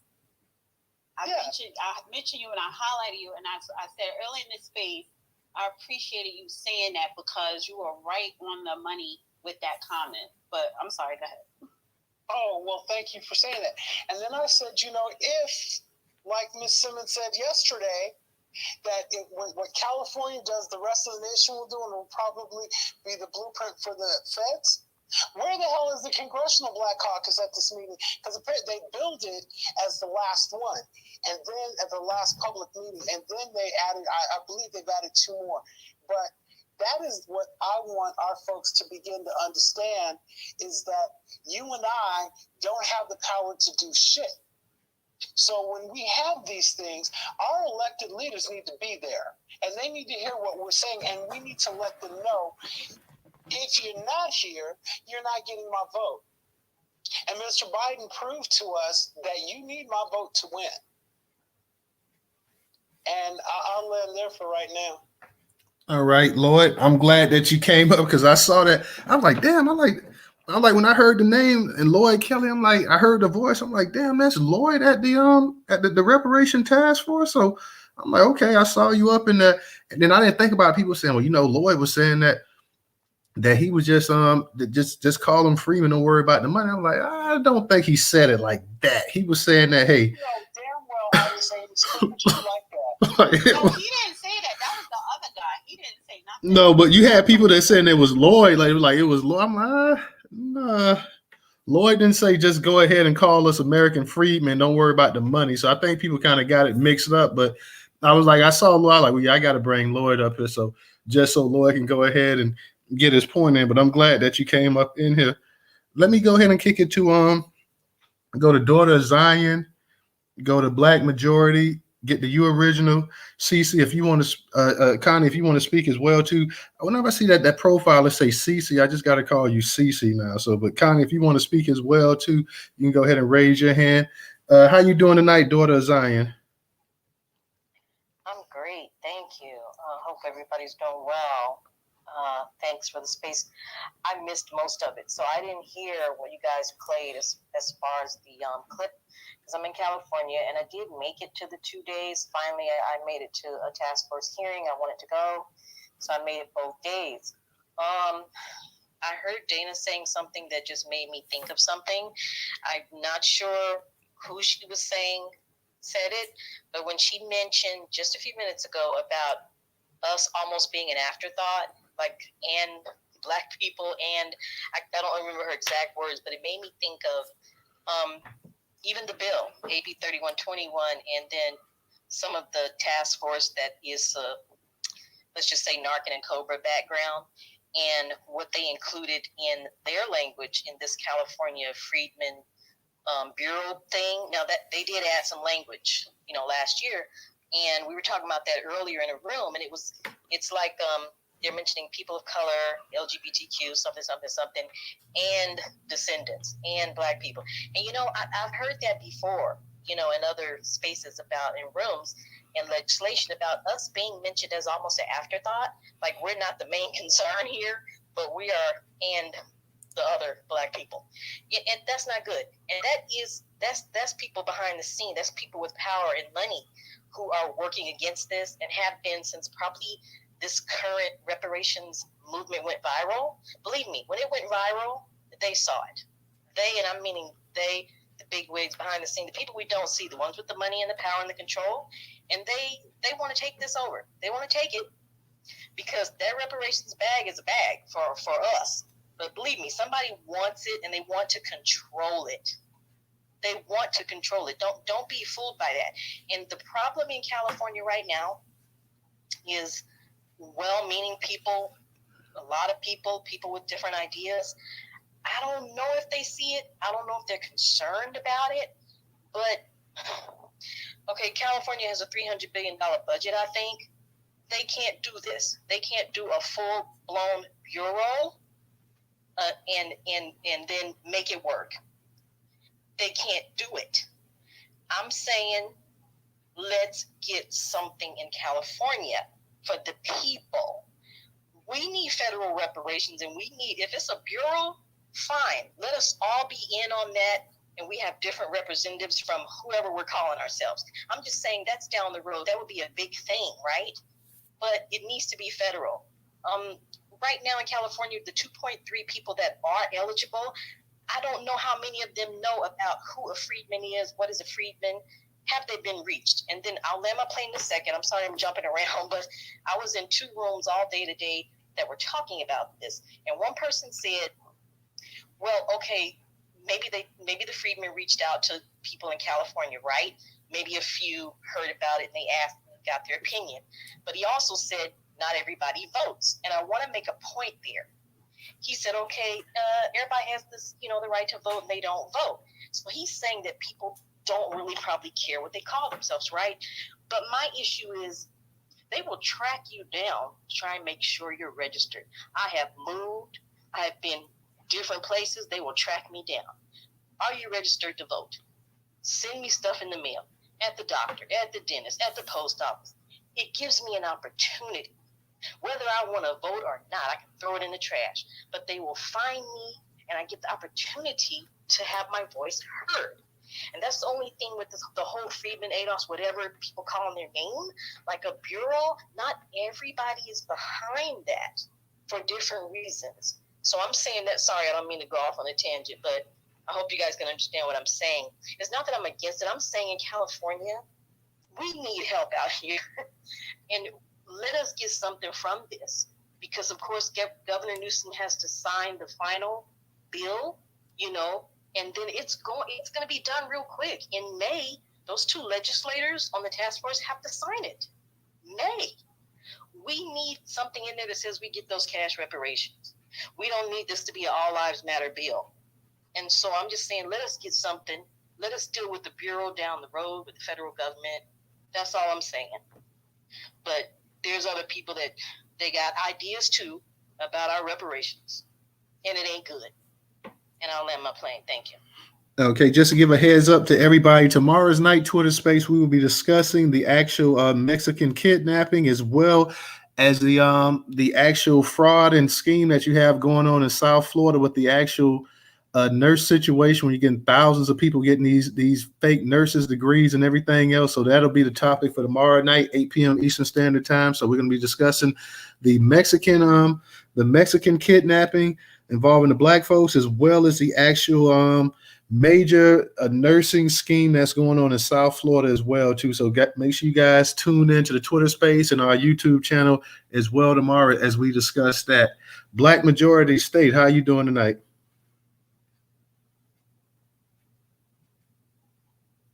Hello, Newstoter. Hello, everyone in the space. Man, so I want to. Miss Dana said something that I kind of want to give a different opinion on. Because I'm a property owner and I have tenants, right?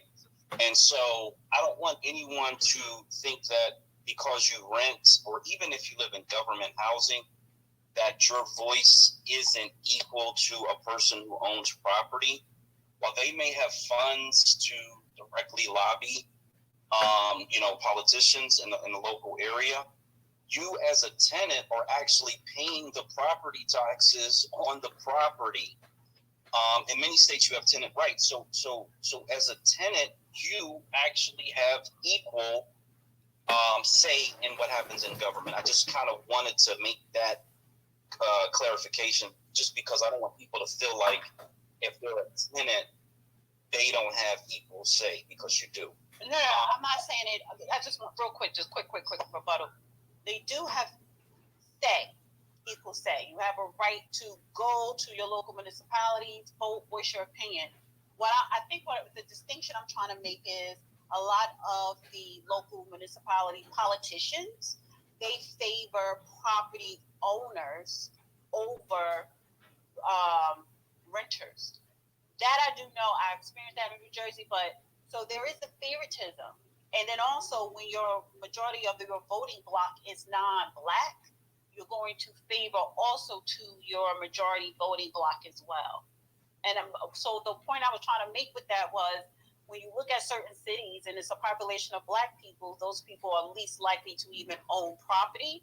So you're not the voting block and you don't own property. So that politician is going to favor property owners in the majority of the voting block. That was it.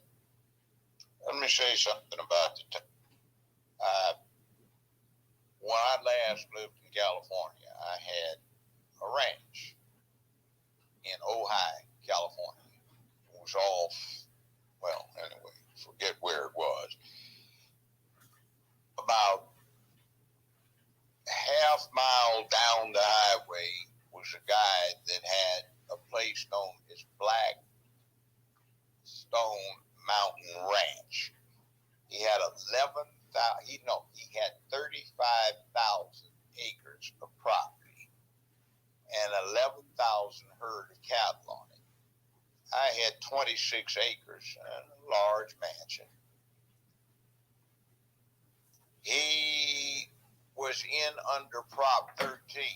He paid a net total of $452 a year in property taxes on 35,000 acres of land. On my 26 acres, I had to pay $48,000 a year property tax. He sold his interest to a Japanese consortium that is building a $35 million country club on the 35,000 acres. They've gotten rid of the 11,000 herd of cattle, but they let him stay in for the rest of his life, and he just passed. Now, under Prop 13, because they gave him a life estate on a $35 million country club on 35,000 acres of land, their property taxes will be $462, the same as the deceased property taxes. I had a Bentley, 2 Porsches, I had a dually extended cab Dodge Ram 3500 turbocharged Cummins diesel to pull the horses. I had several other vehicles. Because you could not raise property taxes without a 2/3 majority of the House and Senate in California.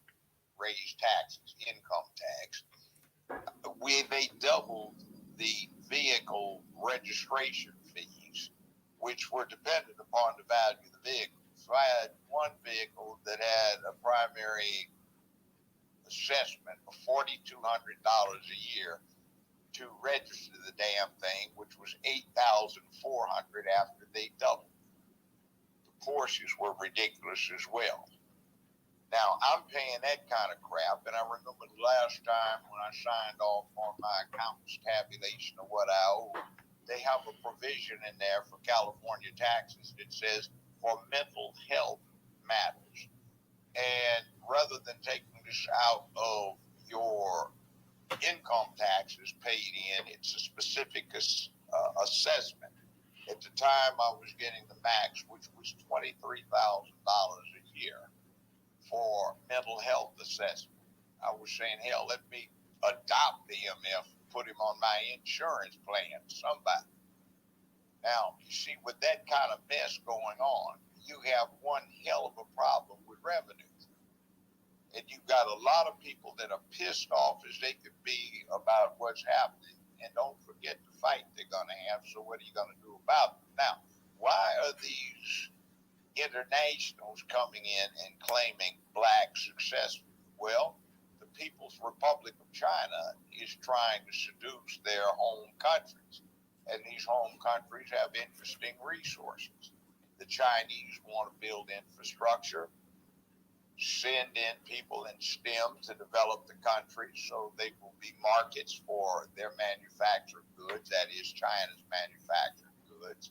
And they want to recruit people from these countries to put in STEM, science, technology, and engineering. I'm sure the State Department for the United States of America is aware of this. So as an offset, they're trying to encourage some of them to come over here instead of to the People's Republic of China, so they will be friendly to the United States.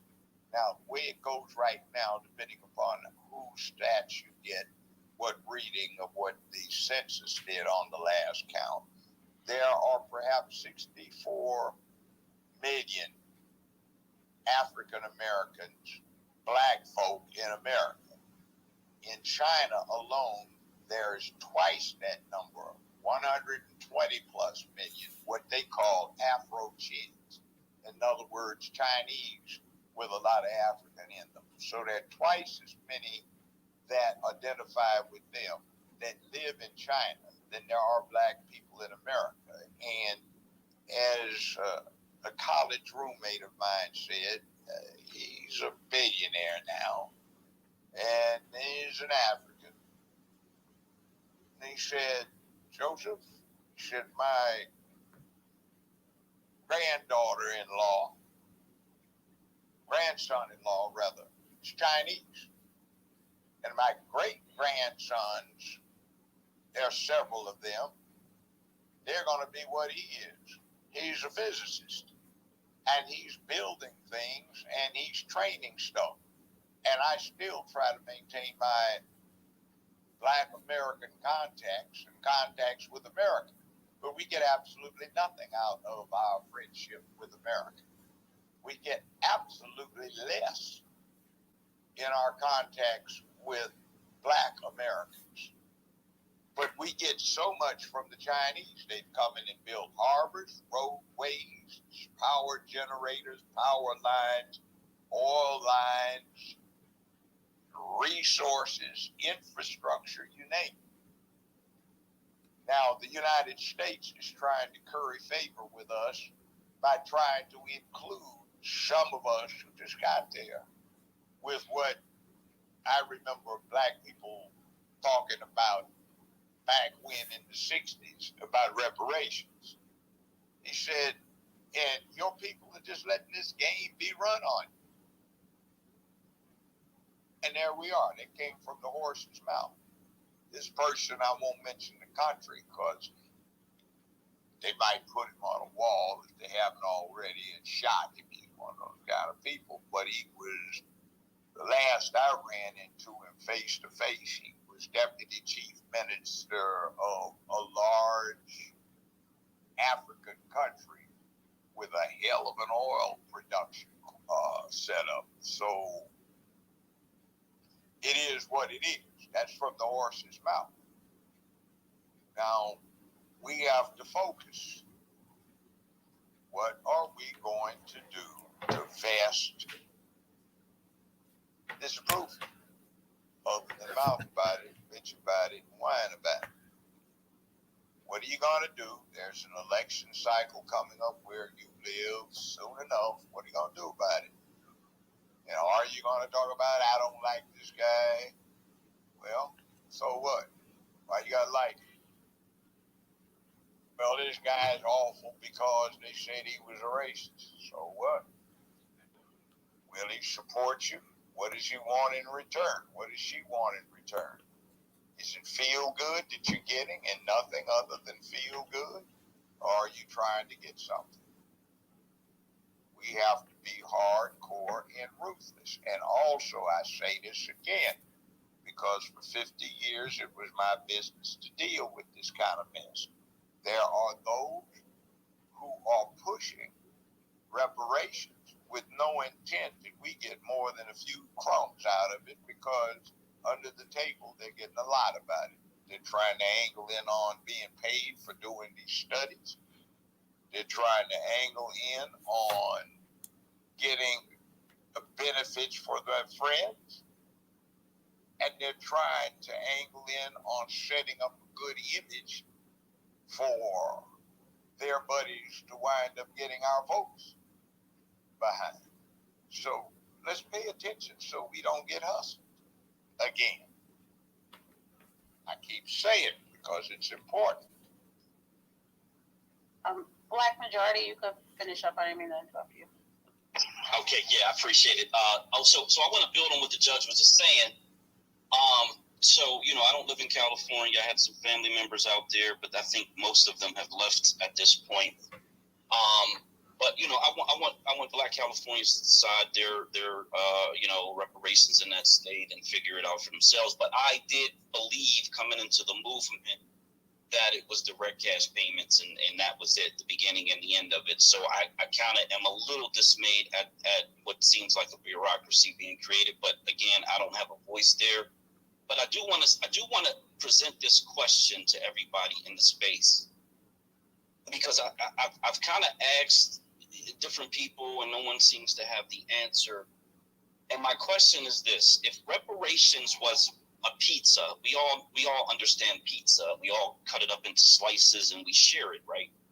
So if reparations was a pizza and it was just one pizza and that pizza had to be divided up amongst Black Americans, for me, it would make a lot of sense to be hyper gatekeeping in terms of that one pizza, because there was a set amount, and that amount had to be distributed amongst Black Americans specifically. Whatever acronym or title you give to Black Americans, I'm cool with all of them. No big problem there. However, if that was going to take 20 more years, let's say, and this is based on the makeup of whatever state and definitely on a federal level, you know, the Senate, the House, the presidency, etc. So that was going to take 20 years for us to get to that, but we're going to fight that fight because there's only this one number. However, if it was a buffet of pizzas, I'm trying to make a visual example, that they would just continue to make pizzas until everybody was satisfied, and it would happen in a much shorter time, let's say 2 years versus 20 years. But in order for that to happen, there would be people who don't necessarily fit into the hyper gatekeeping of what Black American is and Black American descendants, but they actually do have lineage that connects them to Black Americans who were enslaved in this country.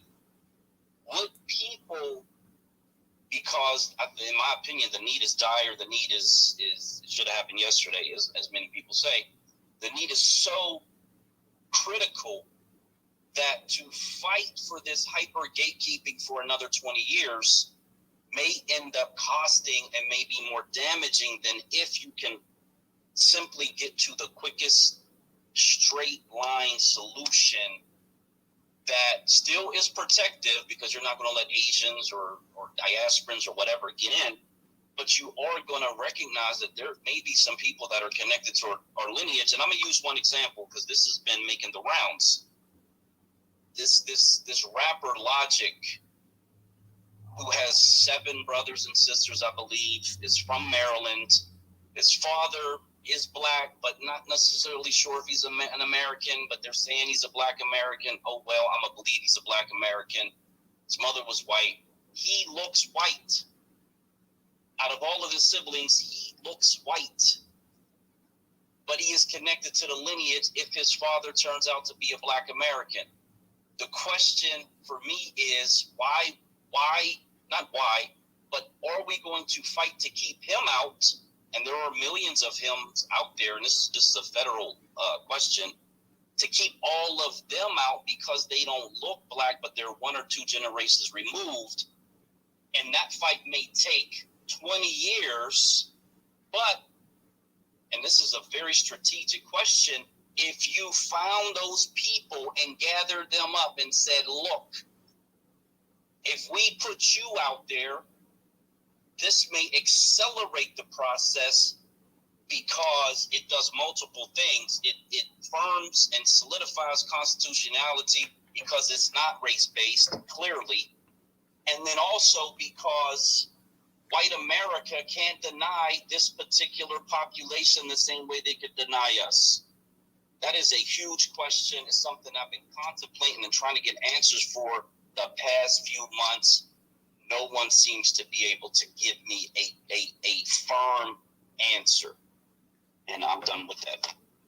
All right. You made an interesting point. Let me make a comment about what the law was 100 years ago in in every single former Confederate state. DNA testing is interesting because of this. Every one of the former southern states up until the late 1920s, early 30s had provisions on their books that read something like this. Any person in this state, otherwise taken for colored, who has no more than, let's say, 1/8 known colored ancestry, or 1/4, may apply to a judge of this state, and upon seconding by two white persons of good character, shall be entitled to a declaration of Caucasian status in the event that the chancellor is satisfied or the judge is satisfied with his or her appearance. So a lot of people went to court because why? They were the children of plantation owners who had lost all of their legitimate sons in the Civil War. And under the laws of the southern states, everything they had would go to the state rather than to, say, the children of a beloved mistress. So they put these things in effect. Louisiana was 1/16, Arkansas it was 1/4, Mississippi 1/4, Alabama that, Tennessee 1/8, Georgia about 1/8. And there are a lot of black folk who got declared to be Caucasian. Now, when they put that one drop rule in effect by the mid-30s, they could not do a retro declassification on all these people, so they stayed as they were. Now, when you get an interesting thing with the DNA test, you have a very significant number of white-looking Americans who have a very high percentage of recent African ancestry. Another thing you run into is you get a number of black folk who have a very high percentage of recent Chinese ancestry from Chinese coolies being imported to the South in 1866 to work on the totally destroyed railroads. And they didn't have any Chinese women, so there were ex-slaves. So you got a lot of mix-up in here. One of the ways of finding out what's going on is to take an adequate DNA test. They not only can tell what your makeup is, they can tell where it came from, what country or the region of the world it came from, what tribe you're likely to have come from Africa, or the tribes in Africa, what Native American tribes you have in you. And it's quite interesting when you look at the results, but a lot of people say, no, it's some kind of genetic experiment so they can exterminate blacks. But that is one interesting thing that would not only tell you if the person has a sufficient amount of black in them, and they might do the same thing they did 100 years ago. You qualify if you got the following percentage or greater of African in you, recent African. Otherwise, no. We might have to reach those decisions if they really are serious about having a reparative series of events. In other words, putting black folk on a whole basis. The lack of acculturation and socialization that is the result of second-class citizenship and the residuum of slavery, which operated on the basis of having the slaves teach themselves the elements of slavery as part of their culture, which does seem to be deep in us. You can see that on Twitter all the time. But there are a lot of things to do, but one of the primary things is to find out who's there. And a lot of people in a family may be interesting. I know a family, there are 14 children. They all have the same mom and dad. And you look at them, they range from look like they just got off the boat to red head with green eyes and freckles and looking like they came out of the far north of Europe. So they're all in the same family, same mom and dad, and they married. So how do you sit there and say this one is okay, that one's not? This one looks more black, and that one is less black, but the one that looks more black may not have the ancestral hookup.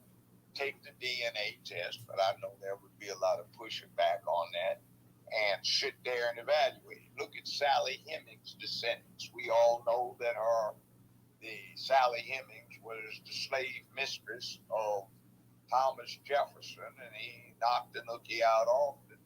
And his descendants, who are DNA connected directly with him, they look like your next door neighbors who are white. So there's a lot in here. That's a good point about who gets it. All right. Thank you, Judge. We're going to try to get it around the room. So we're going to have everybody try to shorten their responses and questions a little bit so we can get to everybody in the room. I believe Original's next, then Connie, then Lloyd, then International. So Original, go ahead and unmute your mic. Yeah, peace, Black Power, and lineage-based reparations. Yeah, the questions I wanted to raise is that has any of us been communicating with one another? I know the DC, Maryland area is a stronghold of these broke Pan-Africans, and whereby more than likely they would attend this conference that Sister Dana mentioned. And of course, they're going to push this Pan-African foolishness, as I see it, because as I've said before, back in the 90s, I remember hearing these Pan-Africans telling us that we can't tell Africans how to run their country, but apparently it's okay for them to tell us what to do and speak for us, and that's not right. And I don't think we should put up with that. Now, I'm not against any Black people from any parts of the world. But at the same time, when I've seen these people say such pejorative things about us, but then now that it seems that we're on the precipice of getting reparations, all of a sudden they want to be brothers and sisters to us. No, we're not doing that. So, and if they're upset about that, I could care less. But that's what I want to say, because I think because we have the ability to effectively communicate with one another via social media. So I think that's something that may have to be looked at, so that when these conferences and things go down, that we have someone that's going to go there and speak on our behalf, because we can't trust these. Well, I can't trust these Pan-Africans, because they are not going to speak on our behalf. And I'll just like to see what people think of that in our land. All right. Thank you, Original. I see we had Camilla Moore. She was talking about possibly if anybody had any questions to ask her. She was happy to answer, but she's not in a space. So I sent her the actual link. So hopefully if she gets a chance, she can step up into space for a second. I don't see her up in here. So hopefully if she gets a chance, we'll go ahead and allow her to come in the actual space. And just if anybody had a question they wanted to ask her, they can go ahead and ask her. Connie, how you doing tonight? You there, Connie? Oh, hey, I wasn't ready. Oh, yeah, that's fine. Connie, let me say, I just want to give you a shout out for all of the work that I know you've been doing out there in California as well, too. Did you have a chance to attend any of the actual reparation task force meetings, anything? No, I didn't. The one in Sacramento is 5 hours for me, and I work and I have a business, so it's hard for me to just, leave and go down there. And then the one in San Diego, I was sick, but hopefully I'll get to one. But having said that, did you have another question for me? Oh, no. I saw you had your hand up, so I just wanted to, I just want to give you a shout out for all the work you did out there. I also want to give you a shout out as well, too, and say that I cannot believe, you really are the embodiment when they say black don't crack. Like, I was like, I did not, Yeah, I didn't. You look like every bit of like you're like 38, 39 years of age. So I just have to give you a shout out for your actual beauty because you are absolutely a beautiful woman. And I just want to give you that shout out. And no, I'm not hitting on the woman. I'm just letting her know that she's a nice looking sister. Oh man, thank you. You have me over here black blushing. Thank you so much. I appreciate it. I appreciate the support and the compliment. So peace, love, and reparations to the room. I'm sorry I wasn't in the room long, and I've been, going in and out of the room, so I didn't hear everything. But before I get to the topic of the room, I heard you say you're going to be talking about the Mexico kidnapping, and I don't know if you've noticed they've already started disparaging Latavia, pulling up some problematic stuff about, her record, her and her children. I don't know if you guys heard, there was another lady there with them that didn't go to Mexico. She was waiting for them in a hotel. I'm going to leave that to you, Newstoter. Yeah, I heard about a fifth person as well too. So yeah, we're gonna definitely touch up on that tomorrow night. Yeah, so I don't want to get all into that since that's going to be your topic. But a little bit of what I heard, I think it was Judge Joe Brown was mentioning the Congressional Black Caucus. And to Tracy's point, most of the people in this room are pretty savvy reparationists. So, a lot of what I'm about to say, a lot of you may know. But I went to a town hall meeting here in Los Angeles where Karen Bass was speaking when she was a congresswoman. And she gave a beautiful presentation. She had a slideshow. And she said, spoke about everything that she was specifically doing for all of these constituencies, and somehow even Alaska came up. I can't remember why. And then so during the Q&A, I raised my hand. And, I worked for politicians in my previous life, so I know how, they're pretty unfazed and whatever. So, and I know how to approach things to try to, get a true answer out of them. So I said, hey, I really appreciated your presentation. And I said, but I'd like to know why you're ashamed of your own Black people. And I said, why won't you say the word Black? And I said, you mentioned every other ethnicity and group specifically by their name and what you were going to do for them. And I said, but not once did I hear you mention Black Americans, African Americans, not once. And I said, why are you ashamed of your people? And she kind of just a little bit flinched, and she said, I'm not ashamed of my people. She said, but if we try to pass any legislation specifically for Black people, it won't go through. I was crushed when I heard her say that. Then why are you in office? If you're not going to be our champion, I didn't get an opportunity. They didn't give me a follow-up. But if we don't have politicians in office that are like Adam Clayton Powell, our civil rights leaders back in the day that are going to go hard for us and who understand how to lobby across the aisle, then we don't need them in office. So, I'm not going to preach to this space because we all know that we need more of us running for office because the Congressional Black Caucus is heavily filled with melanated immigrants that don't have our interest at heart, and we see them making all types of deals. And I'm not quite sure who spoke on this, but I don't know if it was Dana or someone was saying, look at these backdoor deals being made. So I want to bring you guys' attention to the fact that the African Union just met with Biden. They walked away with $55 billion. But the odd thing was, somehow Biden included us in the diaspora. He designated us, Black Americans, freedmen, as part of the diaspora. And he said something like we'd all be working together. But the first thing I noticed, well, if we're part of the diaspora, who was there representing our interests? How did the African contingency walk away with $55 billion and nothing was earmarked or carved out for us? So to whomever was bringing up that point, I just know somebody that said I'm in Baltimore. All of these plays are being made behind the scene. The country is being flooded with immigrants in general. I mean, from the Ukrainians to the Afghans to the Syrians to the Eastern Europeans to the melanated immigrants, the Caribbeans, the Africans, and none of these people are looking out for us. They're all self-interested. So we do have to run for office, your local offices, city, state, and federal. My voice is going out. But so that's one of the things I wanted to mention. And then someone said something, I think, about the Freedmen Bureau, whether it should be federal, whether it should be state. I do think we need a Freedmen's Bureau, just like Camilla was saying. You have the Indian Affairs Bureau.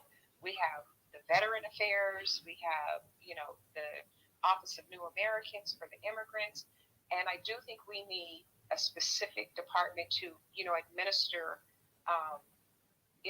the policies and programs, whether it's federal or state. I do think it should be federal, and they can have state branches, which they can develop as each state implements their reparations. They can help them with that. I don't know. I have to think that through a little better. But I do think it would be good for it to be federal and for them to have federal branches. That way, the administration would be onerous. And like somebody said here, the California Franchise Tax Board should administer it. If you know anything about the California Franchise Tax Board, that's not a good move. But having said that, I want to really reiterate, somebody brought up how people are fighting over these ethnic identifiers. Again, I know I'm preaching to most of the people in here. I'm preaching to the choir. We do not need to fight over how we identify ourselves. We can identify ourselves however we like, but we do need a vehicle that is easily recognizable by the federal government. And that's why I like Freedmen, because Freedmen is still on the books. There was a bureau. There are laws that were never fully implemented, although they were enacted. It's expeditious. It's the easiest way to get us there. Obama removed Negro off the books, so that's not going to work. I like Freedmen because no one else can really shoehorn into that. When you use black, everybody's like, I'm black. AOC says she's black. All of a sudden, the melanated immigrants are black. But a few years ago, they were just telling us, hey, we are not black because on our countries, we're all black, so we just identify by our ethnicity or tribe or whatever. So for that reason, I go with Freedmen. I'm trying not to take up a lot of time. And to lineage-based reparations, we don't have to get into DNA testing. That's the beauty of this thing. I strongly suggest that everyone read From Here to Equality by Dr. William Sandy Darity. It will clear up a lot of questions that people have and a lot of arguing in these spaces. In clubhouse rooms, people are going in there just spewing opinions. If you have a great foundation, I think it will get a great number of people on the same page. But back to lineage-based reparations, you only need one of your parents to be a Black American freedman, and then you have to pretty much have an unbroken line going back to the 1870 census. There's a little bit more to it, but this isn't as hard as people are making it seem. There's also an online reparations quick guide, which was also written by Dr. William Sandy Darity, and I forgot his wife, Kirsten Mullen, also wrote the book. And there's 3 volumes online. It's just a quick guide, 3 volumes for free that you can read online if you don't want to purchase the book. So anyway, my voice is going out again, but I do want to thank you for allowing me to speak. Peace, love, and reparations. And people, let's stop fighting. Reparations is the goal. Thank you. All right. Thank you, Connie. We're going to get to our last 3 speakers for the night. We're going to do Lloyd International and Daughter Zion.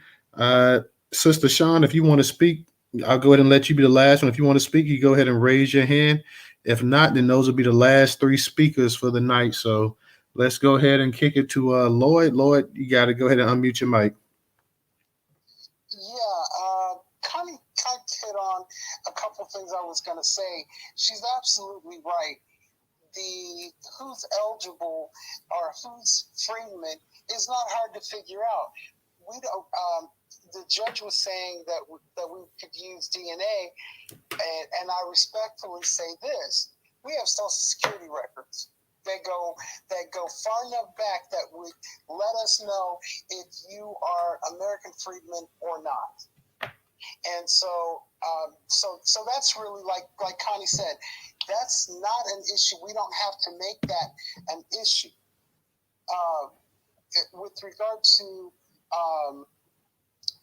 why American freedmen, I would point out that who we are, our identity, our ability to separate ourselves from other Black people, because I can't tell an African person they're not Black. I can't tell a West Indian they're not Black. But what I can tell you is your Black is different than mine. Your Black experience is different than mine. And reparations in America is for my experience. It is to repair me for my experience, not my race, my experience. And an American freedman is an ethnic designator within the Black realm. And we need to begin to understand that. And I would point this out. It's very important because you don't see a business that does not separate itself from other same type businesses. You see people our businesses doing commercial after commercial after commercial, magazine ad, internet ad, to separate themselves from the other people in that circle, because if not, they don't get the bigger share of the business. So our lineage says that we are different from other people that are Black, and that needs to be recognized. And finally, to Black majority states' position, it's really very simple. As the judge was saying, there was some people that are light-skinned Black with red hair, freckles, and green eyes. Well, that's fine. Who is their mom and who is their dad? If one of them is American freedman, then regardless of how you look, you're American freedman. And I think that we really have to be. Oh, there is one other point. That we really have to be careful about allowing ourselves to go down a rabbit hole that takes us absolutely nowhere. You either are, as a freedman, you either are or you're not. And final point, I'm going to land. There was discussion in California when this weekend about organizations, CBOs, getting being the organizations that would maintain the reparations and make sure they're distributed and whatever. And of course, that was shut down. No, that's not going to happen. But I thought they should have gone a lot further, and community-based organizations should not get a dime from reparations, period. They should not be eligible for grants or anything like that, period. And I'll tell you why. Because that is a way to get reparations money to other individuals, because they'll use it on programming and allow the immigrant population to access those programs, and bam, don't you get the same thing? No, we need to really be careful and understand the fights that we are fighting and the consequences of accepting stuff that, well, they're not going to give grants to them. I'm sorry, they're not going to let them run the thing, but they'll allow them to get grants. No. We really need to be cognizant of that. And on that, I will land. All right. Appreciate that, Lloyd. Let me go ahead and go to, we're going to go to International, Daughter Zion, and then we'll go to Sister Sean, and those will be the last speakers for tonight. Go ahead, International. Yes, yeah, I totally agree with what he just said. We have to be very careful not to open up any Pandora's box to allow other groups to capitalize on our claim for reparations. Now, the subject earlier, someone was talking about like the freckles and the people who look white that have our lineage. Now, those folks, take your ass to the back of the line and we'll deal with you later. Because that's a Pandora's box that will be opened up for a whole lot of white folks who benefit from this demonic system of white supremacy right now to take our money. What they'll do is they'll push them to the front. Let's push all the white folks that got their lineage to the front, and we'll give the crumbs to everybody else. That's exactly what will go down if you let that go. So we can't allow any people who haven't claimed on their paperwork when they fill out application, they put down that they was white.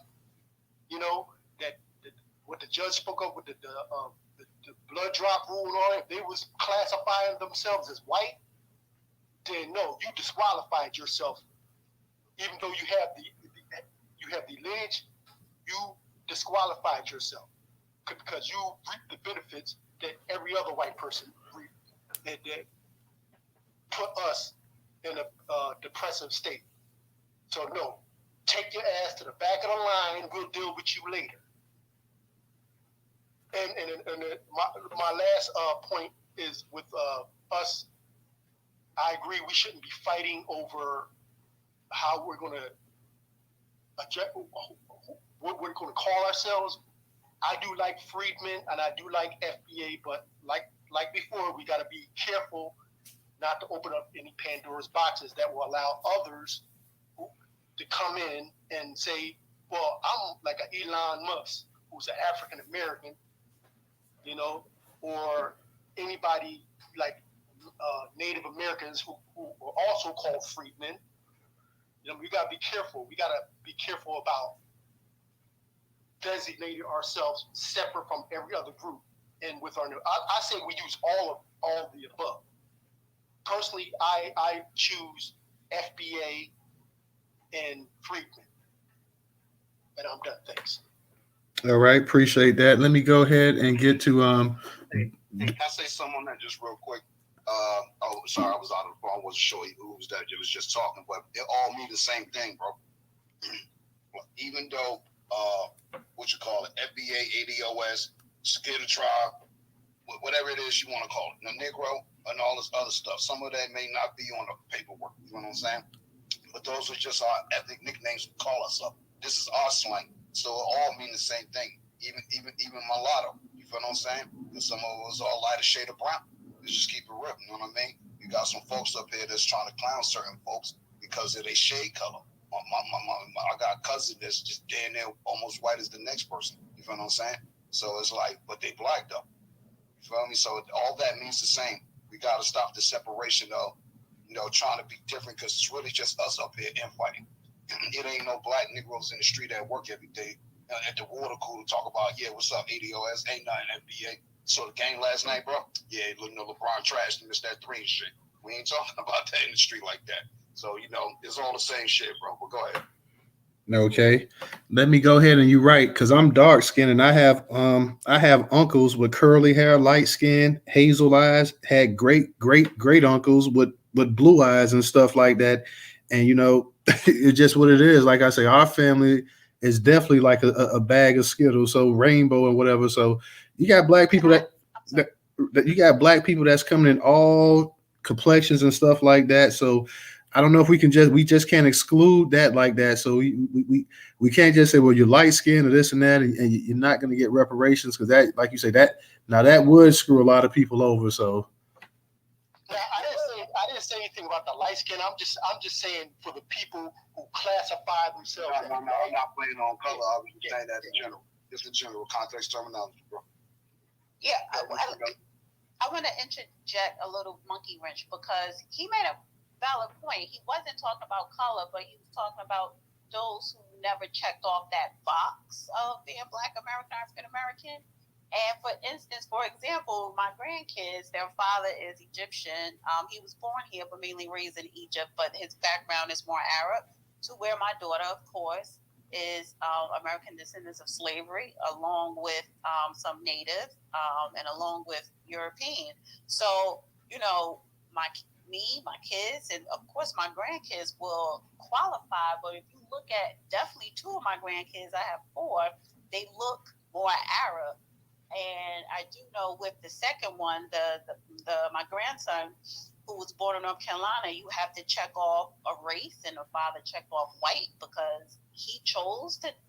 Egyptians, no matter what shade you are, they could check off black, white, or whatever here in America. So he uses white, and that's more so to get approved for certain things, for logistics, right? So again, going back to who's qualified, my grandkids do qualify. So if reparations check isn't cut, and I'm going, and my daughter's passed away, right? My grandkids will have to speak up for themselves. So some people would say, oh, you don't qualify if they were brought up to check off a white box, but their blood and their lineage is of American descendants of slavery, right?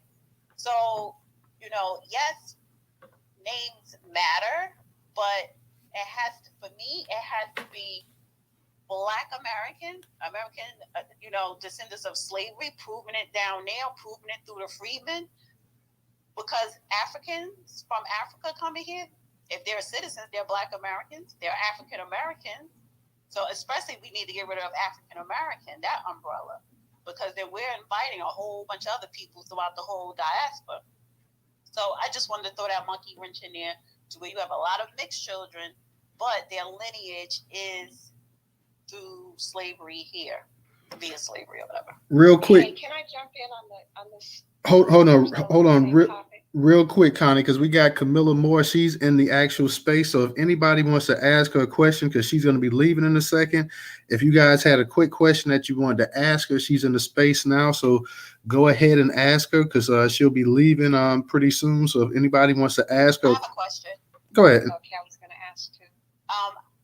I watched some of the town hall, because it was whole 8 hours on YouTube video, and towards after the public were able to speak and the task force was doing a vote, I was a little bit confused. What were they voting on? Because it was some yays, it was some nays, and it wasn't just one particular thing. I guess it was different proposals. So can you just give a little bit of clarity of what was being presented, what was being voted on? Sure. In January, the task force via a 7-2 decision, essentially, which was recorded in the minutes, voted to create an oversight commission, whereby this proposed oversight commission would write like an external report card to existing agencies to say, no, you're not doing good, or you're not enforcing existing state laws or practices as it relates to Black American descendants of slaves. And that was pretty much the purview of that vote, that 7-2 vote in January. So in this hearing, via a 9-0 vote, so it was unanimous, essentially the vote was to override the decision that was made in January. So instead of the task force endorsing a proposal for, an oversight commission that would write essentially an external report card to existing state agencies on how, they are enforcing laws or, pushing policies or programs that benefit Black Americans. The proposal via a 9-0 vote was essentially to endorse a proposal for not simply an oversight commission, but a broader, an agency with broader powers to not only oversight existing state agencies, but to make direct grants to descendants of slaves, to provide direct services to descendants of slaves, to do ongoing policy and lobbying work on behalf of descendants of slaves, just like there are other bureaus or agencies on local, state, and federal level for particular vulnerable communities, like the Office of Immigrant Affairs or the Bureau or Office of Indian Affairs. And again, these different types of agencies exist on state, city, county, and also federal levels. The vote, again, via 9-0 was to endorse, a state-type agency that, again, would not only just serve as a simple oversight commission, which technically this task force could be considered, but it would be an agency that, again, makes grants to descendants of slaves, and descendants of slaves organizations would provide direct services to descendants of slaves, like genealogy, for instance, and would also be an ongoing agency to provide policy, lobbying, and then, of course, compliance to existing state agencies as well. Okay. Let's go ahead and see if Sister Sean, do you have a question you may want to ask Camilla or Cece? I want to go ahead and get it while we have her in here. Anybody that wants to ask her a question? I do. Yeah. Go ahead. Let Cece go first, and I'll go next. Go ahead. Okay. I didn't know that you were here, and I have to switch my whole line of questioning. But first of all, let me just say thank you. I'm proud of you. I'm proud of your spirit, and you're making history. And your name is apropos with the last name Moore. You're actually, I don't know whether you know her or not, but walking in the footsteps of Queen Mother Moore. And she was the very first Black woman who proposed reparations for our people. And she fought for a pension fund to get pension benefits for Black folks. I don't know if you know that history. So because you're on the stage, I have to totally switch. But what I wanted to do is just say thank you. And I wanted to remind the space, since we're talking about lineage and who we are, look up and on Twitter, go #OMB. Under #OMB, there's an active survey. And what they're doing right now is collecting it. That OMB means the Office of Management and Budget. And what they're doing is collectively looking and soliciting for information on changing designation on the census. So everybody needs to go and participate on that. I think something is coming up very, very soon on the 17th, but go to the hashtag, follow the instructions, and that's how we delineate. That's how we do the work and put in the work. We have to take it to the government agency that oversees lineage. So we can talk about lineage. We've been talking like lineage. Let's be about lineage. I'm going to complete mine, right? And we have all of these different fashions and splinters. But I can't dictate what you're going to call yourself. But I'm going with freedmen because freedmen is mostly on the books. And another thing is just a suggestion to Camilla. Make sure that I was on a space last night and there was some issues with the budgetary and budget for the task force.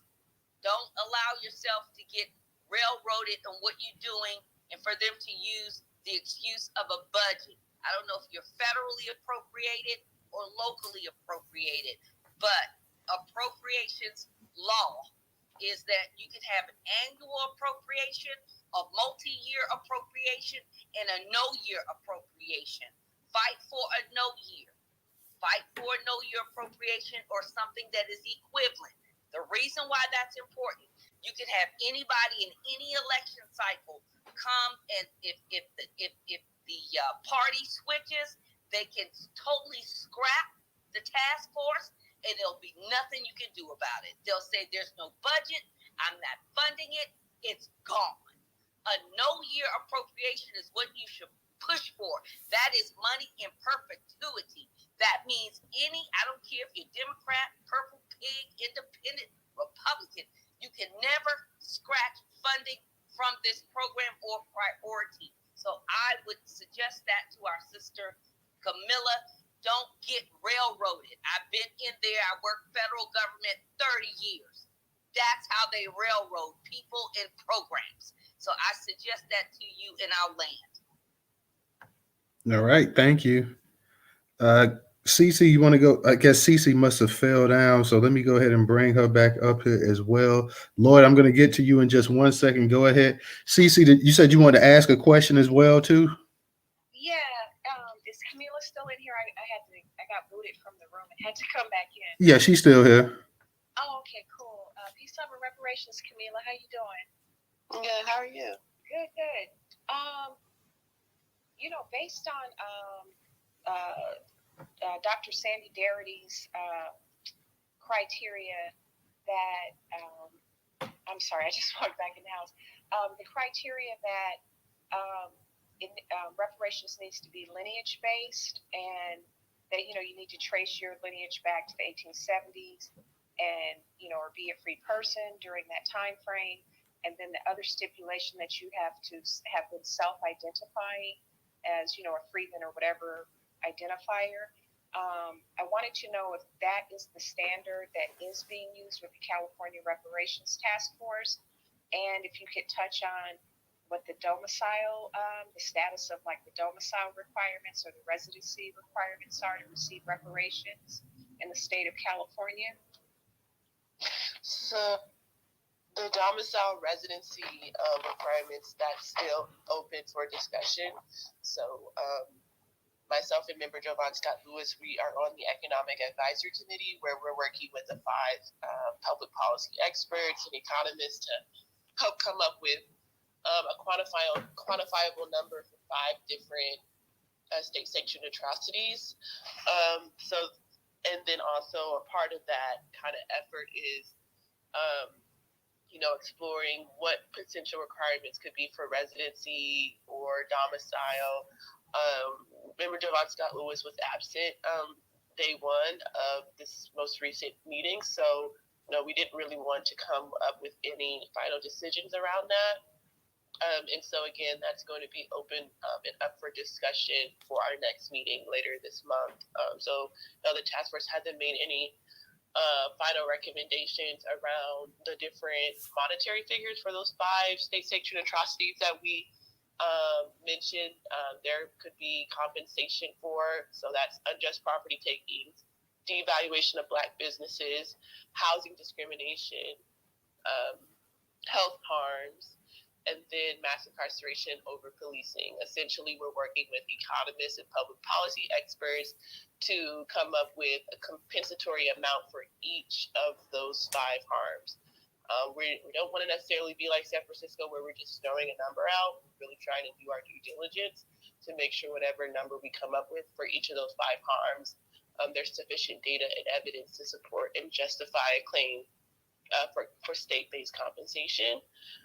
And so folks are wondering, like, oh, why an agency before cash? Well, that's misinformation. Again, all of these are proposals. Under international law, we're required to consider compensation, restitution, rehabilitation, satisfaction, and guarantees of non-repetition. So we're required to consider all of those different forms of reparations simultaneously. And so it's a very complex project, and when you see the final report, you're going to see all 5 forms of those reparations under international law proposed. You're going to see compensatory amounts, not just for one atrocity, possibly, but for all 5, but for 5 atrocities. You're going to see proposals related to rehabilitation. You're going to see proposals related to restitution. You're going to see proposals for satisfaction. And you're also going to see proposals for instance, guarantees of non-repetition. And that's partly what the proposal around this agency kind of gets at. How do we get the state to guarantee, to stop harming the victim group in the ways in which it has over time? So, that's why, again, this proposed agency, it gets at the idea of guarantees of non-repetition. It gets at creating a permanent place or space where, again, there's ongoing compliance around existing state agencies to ensure that they're not violating descendants of slaves and their rights. There's going to be a space, again, for direct services. So descendants of slaves can get direct services where none currently exist for us in the state. There's going to be a space in this proposed agency where folks can get grants for your descendants of slaves. So again, it's a holistic. The proposals are going to be holistic. None are necessarily prioritized over the other. They all matter, and they're all, important. All right, Lloyd, did you have a question you wanted to ask her as well too? You there, Lloyd? Yeah, I'm here. I'm sorry. I have myself on mute. Hey, Camilla, how are you? First, let me say, and I know you hear it all the time, but I'm just going to pile on. The way you handled this weekend, you are a bad letter that starts with B and ends with an H. I am sorry. If I need a team member, I want you on my team because you have consistently kept our interests in the forefront, and you have not let things go away to where we're going to get screwed over in the end. And I really appreciate that, and I thank you for that. You're a wonderful lady. The other thing that I would want to say is this: is there any way that you guys can bring the commission can bring back up the 1-year extension? That extension needs to be permanent. Because win, lose, or draw, if we win, somebody needs to do the administration. And if we lose, then we need to be funded to keep the fight going. So is there any way you would consider putting that back on the agenda? I think Senator Bradford, he introduced a bill to extend the life of the task force for another year. I think that bill is still being considered by the state legislature. And so I think that's still on the table. But again, that would be just for the year. But I think to your point, I think you're saying that there needs to be something permanent that goes beyond a year to make sure like these proposals are actually implemented, and make sure that the descendants of slaves in California are actually getting the services that they deserve. And again, that's where this proposed kind of agency fits in. So, yeah. Okay, and finally, one other thing. I would ask that people go back and read Marcel, the reparations plan that Marcel Dixon's campaign put out for the federal level. Please do that, because if I think it would bring people together, because there's an actual plan. Right now, it's very hazy and it's very scattershot and this, that, and the other thing. But if everybody could see a plan and understand the plan, people would fall in line and we go get it from Washington. I'll land there. Thank you again, Camilla. Bye-bye. All right, Lloyd. Thank you. Black Majority, go ahead and you want to go ahead and ask her a question as well? Okay, thank you so much. Hello, Ms. Moore. So let me say, I appreciate you explaining the Bureau as a protectionary measure. I think if it's explained that way, it makes way more sense than just a bureaucracy. So I do appreciate that explanation. The question I have is this, and I asked a part of the question earlier. Is, in your opinion or your expert, analysis, is reparations going to be one big number that has to be split amongst all the eligible applicants or claimants, or is it a set number per individual that will be paid out until the very last claimant is satisfied? Can you explain the first part a little bit more? I think I understand the second alternative, but can you explain the first part? Yeah, so I use the example of a pizza. So a pizza, there's one pizza, you slice it up, slice, and then once that pizza's gone, it's all gone. It's done. There is no other. Versus the second, satisfaction, where there are multiple pizzas that will be produced until the last person is satisfied. Yeah, and so I would, again, this is all preliminary, but I think the way conversations have been had, that it would be the latter. I think that's where, that's why us working with public policy and economic experts is so important. Like, this is very complex. We don't necessarily want to be like other commissions that are just throwing numbers out there. Like, what we're doing is very fact intensive, data intensive. And when we factor in residency or domicile requirements, again, this is nothing set in stone, but I would foresee it conceptually kind of being like the latter, where every potential compensation would be narrowly tailored. All the descendants would be eligible, but compensation and the amounts would be narrowly tailored to like these individuals within the descendant community until, like you said, their satisfaction. That's one of the 4 forms of reparations under international law. is satisfaction. So, yeah, I think conceptually speaking, again, nothing's final, but I think how things are going in terms of conversation, it would be set up as the latter. Okay, thank you very much. Camilla, I want to ask you a quick question before I kick it to DJ and CC Connie. Is there in your estimation, because you have all kind of different amounts, what could be the actual reparation payment? I'm hearing anything from $250,000 to $500,000. In your estimation, what's a realistic amount? And I know it's too early to tell or whatever, but if you just had to make a guess, what would you say? I wouldn't make a guess. I would have folks watch the past hearings, read the past meeting materials, stay tuned to future meetings to be a part of the discussion. But I'm not going to just make a guess. Like, this is all very serious work. So yeah, it would be irresponsible to just throw out a number at this point. Okay, thank you. Let me go ahead and go to DJ. Did you want to ask her something real quick? Let Sister CC go. Oh, okay. Thank you. Camilla, with regard to the element of non-repetition, meaning, that the harms won't be repeated, the harms that you guys have already enumerated, we pretty much all know what those are, like housing, employment discrimination, et cetera, et cetera. But one of the problems that I'm seeing here in the United States is that we don't have the protection of our government.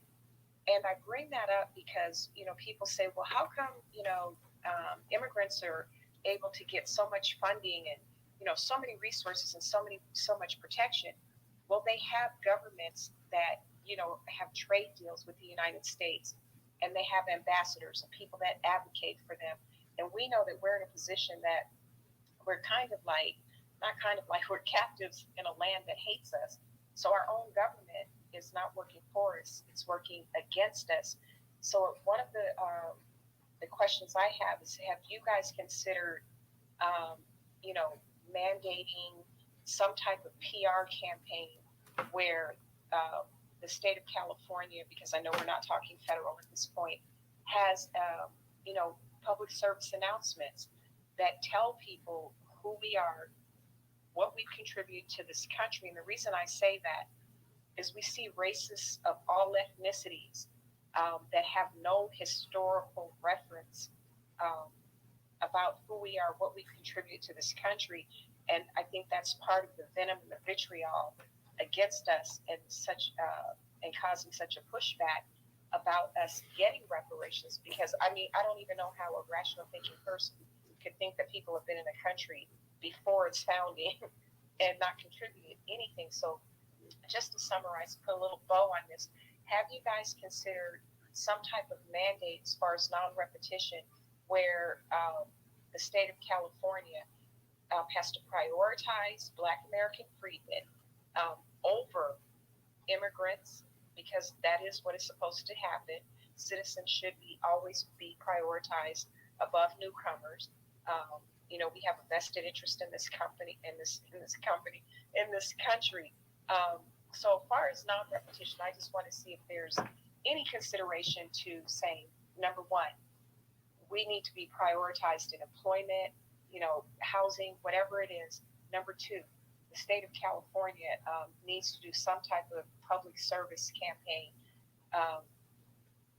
not just leading up to reparations, but even after, so that everyone understands our greatness and our loyalty to this country. Thank you. Thank you. And I would say, there has been some contemplation, at least in the advisory committees. So, for instance, the idea of to create this new agency, like pretty much all agencies. Again, this is a lot of new information for folks. We've seen how the government on all levels, and this is all articulated in the interim report, which is so ironic. We've seen on the federal, state, and local level a complete divestment of government from our communities. Not only a divestment, but a destabilization of our community from several different levels of government. So I understand like where folks are coming from, but again, to your point, Connie, you're exactly right. Like with this proposed agency, like any other agencies, a lot of people may not know this. Like any other agency, there is an Office of Strategic Communication that would do just that. It's nearly tailored to whatever community the agency is serving. But of course, for this community, the descendant community, an Office of Strategic Communications would do just that. There would be earmarked funding, again, for public awareness campaigns, about the descendant community, about, our contributions, about the harms and atrocities that we face, right? That's going to be necessary permanently, right? Because we've been enslaved in this country longer than we've been free. And so in terms of guarantees and non-repetition, we're serious about the harm, the scope of the problems that we face are large. And so that's, the solution has to be as well. And so, I encourage folks, you can go to my personal website. I've started to create PowerPoint presentations for each of the chapters of our interim report. And there's also like a master PowerPoint for the entire report that also kind of talks about an overview of the task force and as well. And so one of the PowerPoints on my website is like explores this idea of what a new agency would look like or what it would do. And so if folks are kind of interested in learning more, like feel free to go on my website, CamillaMoore.com/education. And utilize those as resources. All right. DJ, we're going to let you go ahead and get the last one in, and then we're going to go ahead and get ready to close the space out for the night. So thank you, Ms. Moore, for coming in as well, too. I appreciate it. And the space definitely appreciate hearing from you as well, too. So, and please continue to do what you're doing. You're a great service to everybody, and we definitely appreciate you as well. DJ, you got something you want to go ahead and add before we go ahead and get ready to close it out? For the most part, peace to you, Ms. Moore. I appreciate everything you do.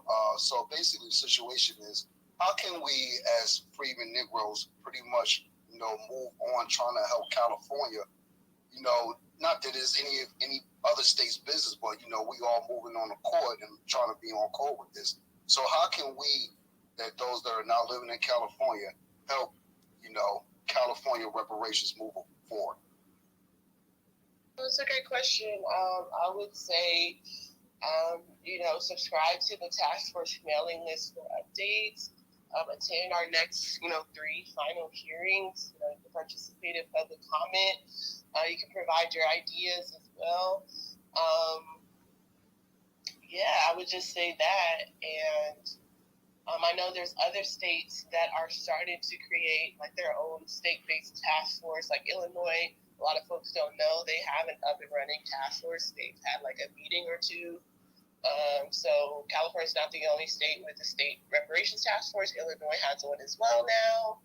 I know that I think New York is something is going through the legislature, but nothing has been passed yet.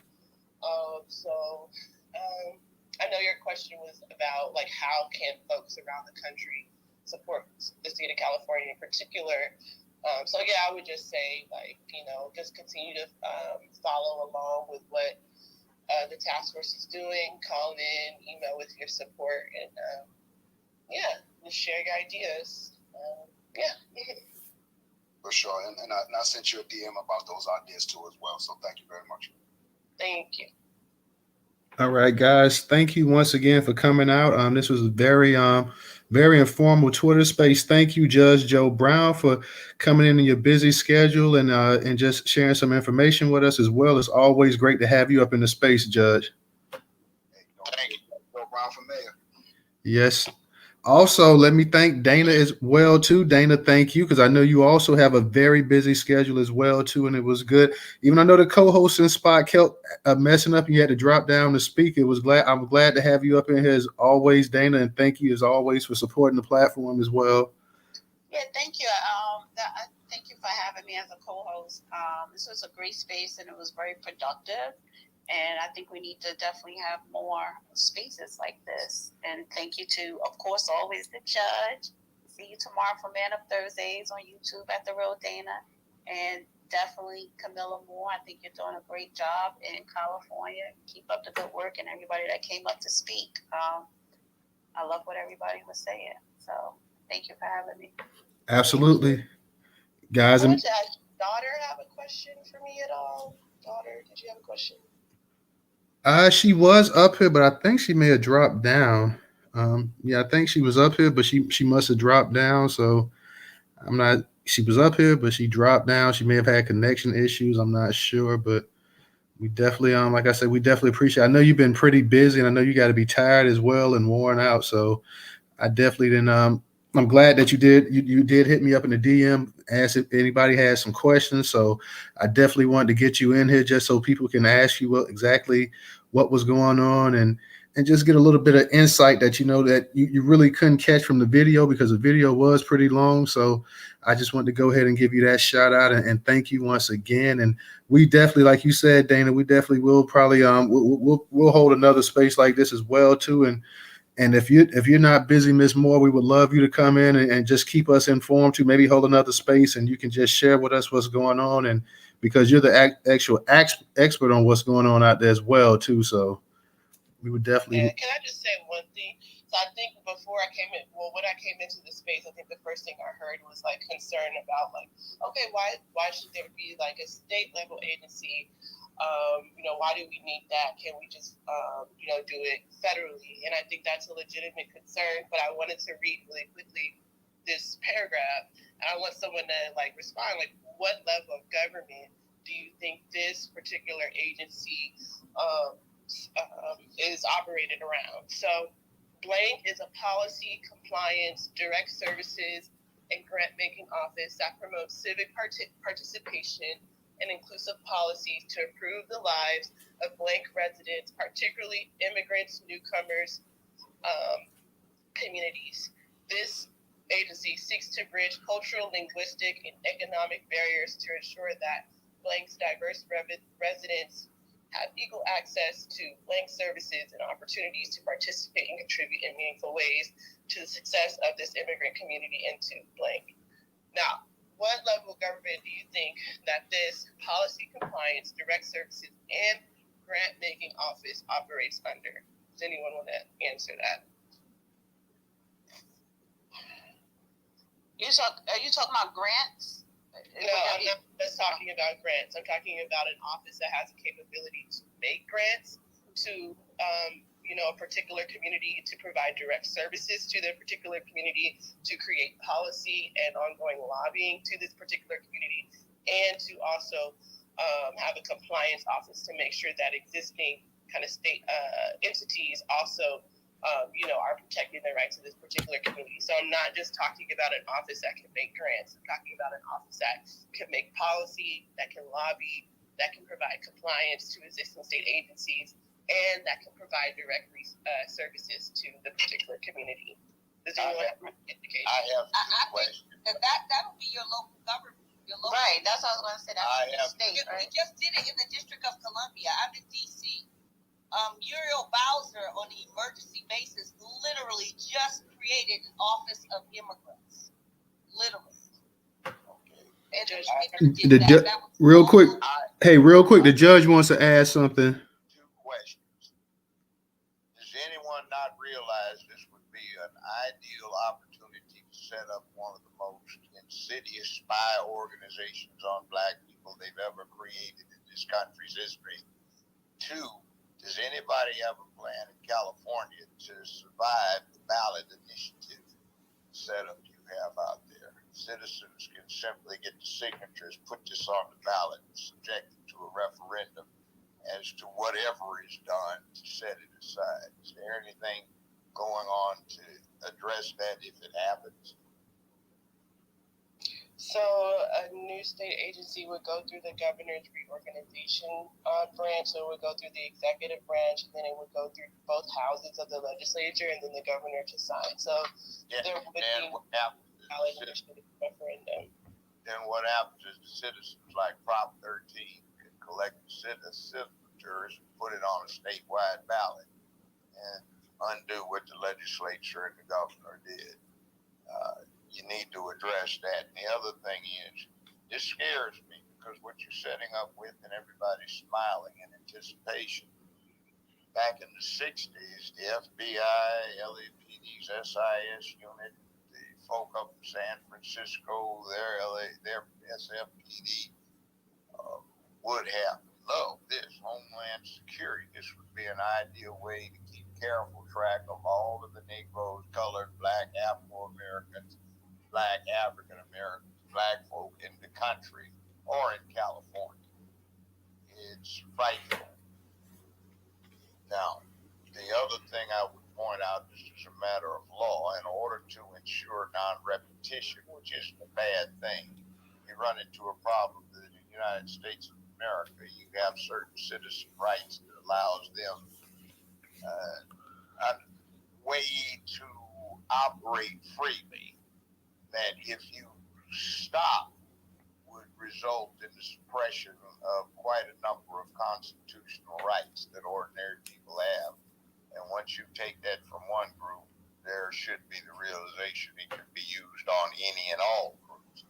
So it's a two-edged sword, and it needs to be approached with understanding of the downsides. Not saying something couldn't be done, but be careful. Thank you so much. Really appreciate that insight. All right, guys. And let me give a shout out real quick before we close the space out to my man, JJ. Thank you for your contribution on Cash App. Guys, we'll be back tomorrow night. Like I say, we'll be discussing the actual Mexican kidnapping and also the mass fraud situation going on in South Florida with the actual nurses getting all these fake licenses and everything like that of that nature. So we'll be going and discussing that, going in depth tomorrow. So please join us 8 p.m. Eastern Standard Time. Once again, 8 p.m. Eastern Standard Time. And thank you to everybody who came out to the space tonight. This was definitely one of the most informal spaces we've had in a while. So thank you to all the speakers, the listeners, everybody who came in and tweeted out the space. And just thank you all you guys who came in here and made this a great space tonight. So if you can, come join us tomorrow because we plan on having another great space as well, too. So thank you, guys, and we will see you tomorrow night. So everybody take care and be safe. Thank you, Newstoter. You're welcome. I'm having mistakes, yo. Pull up.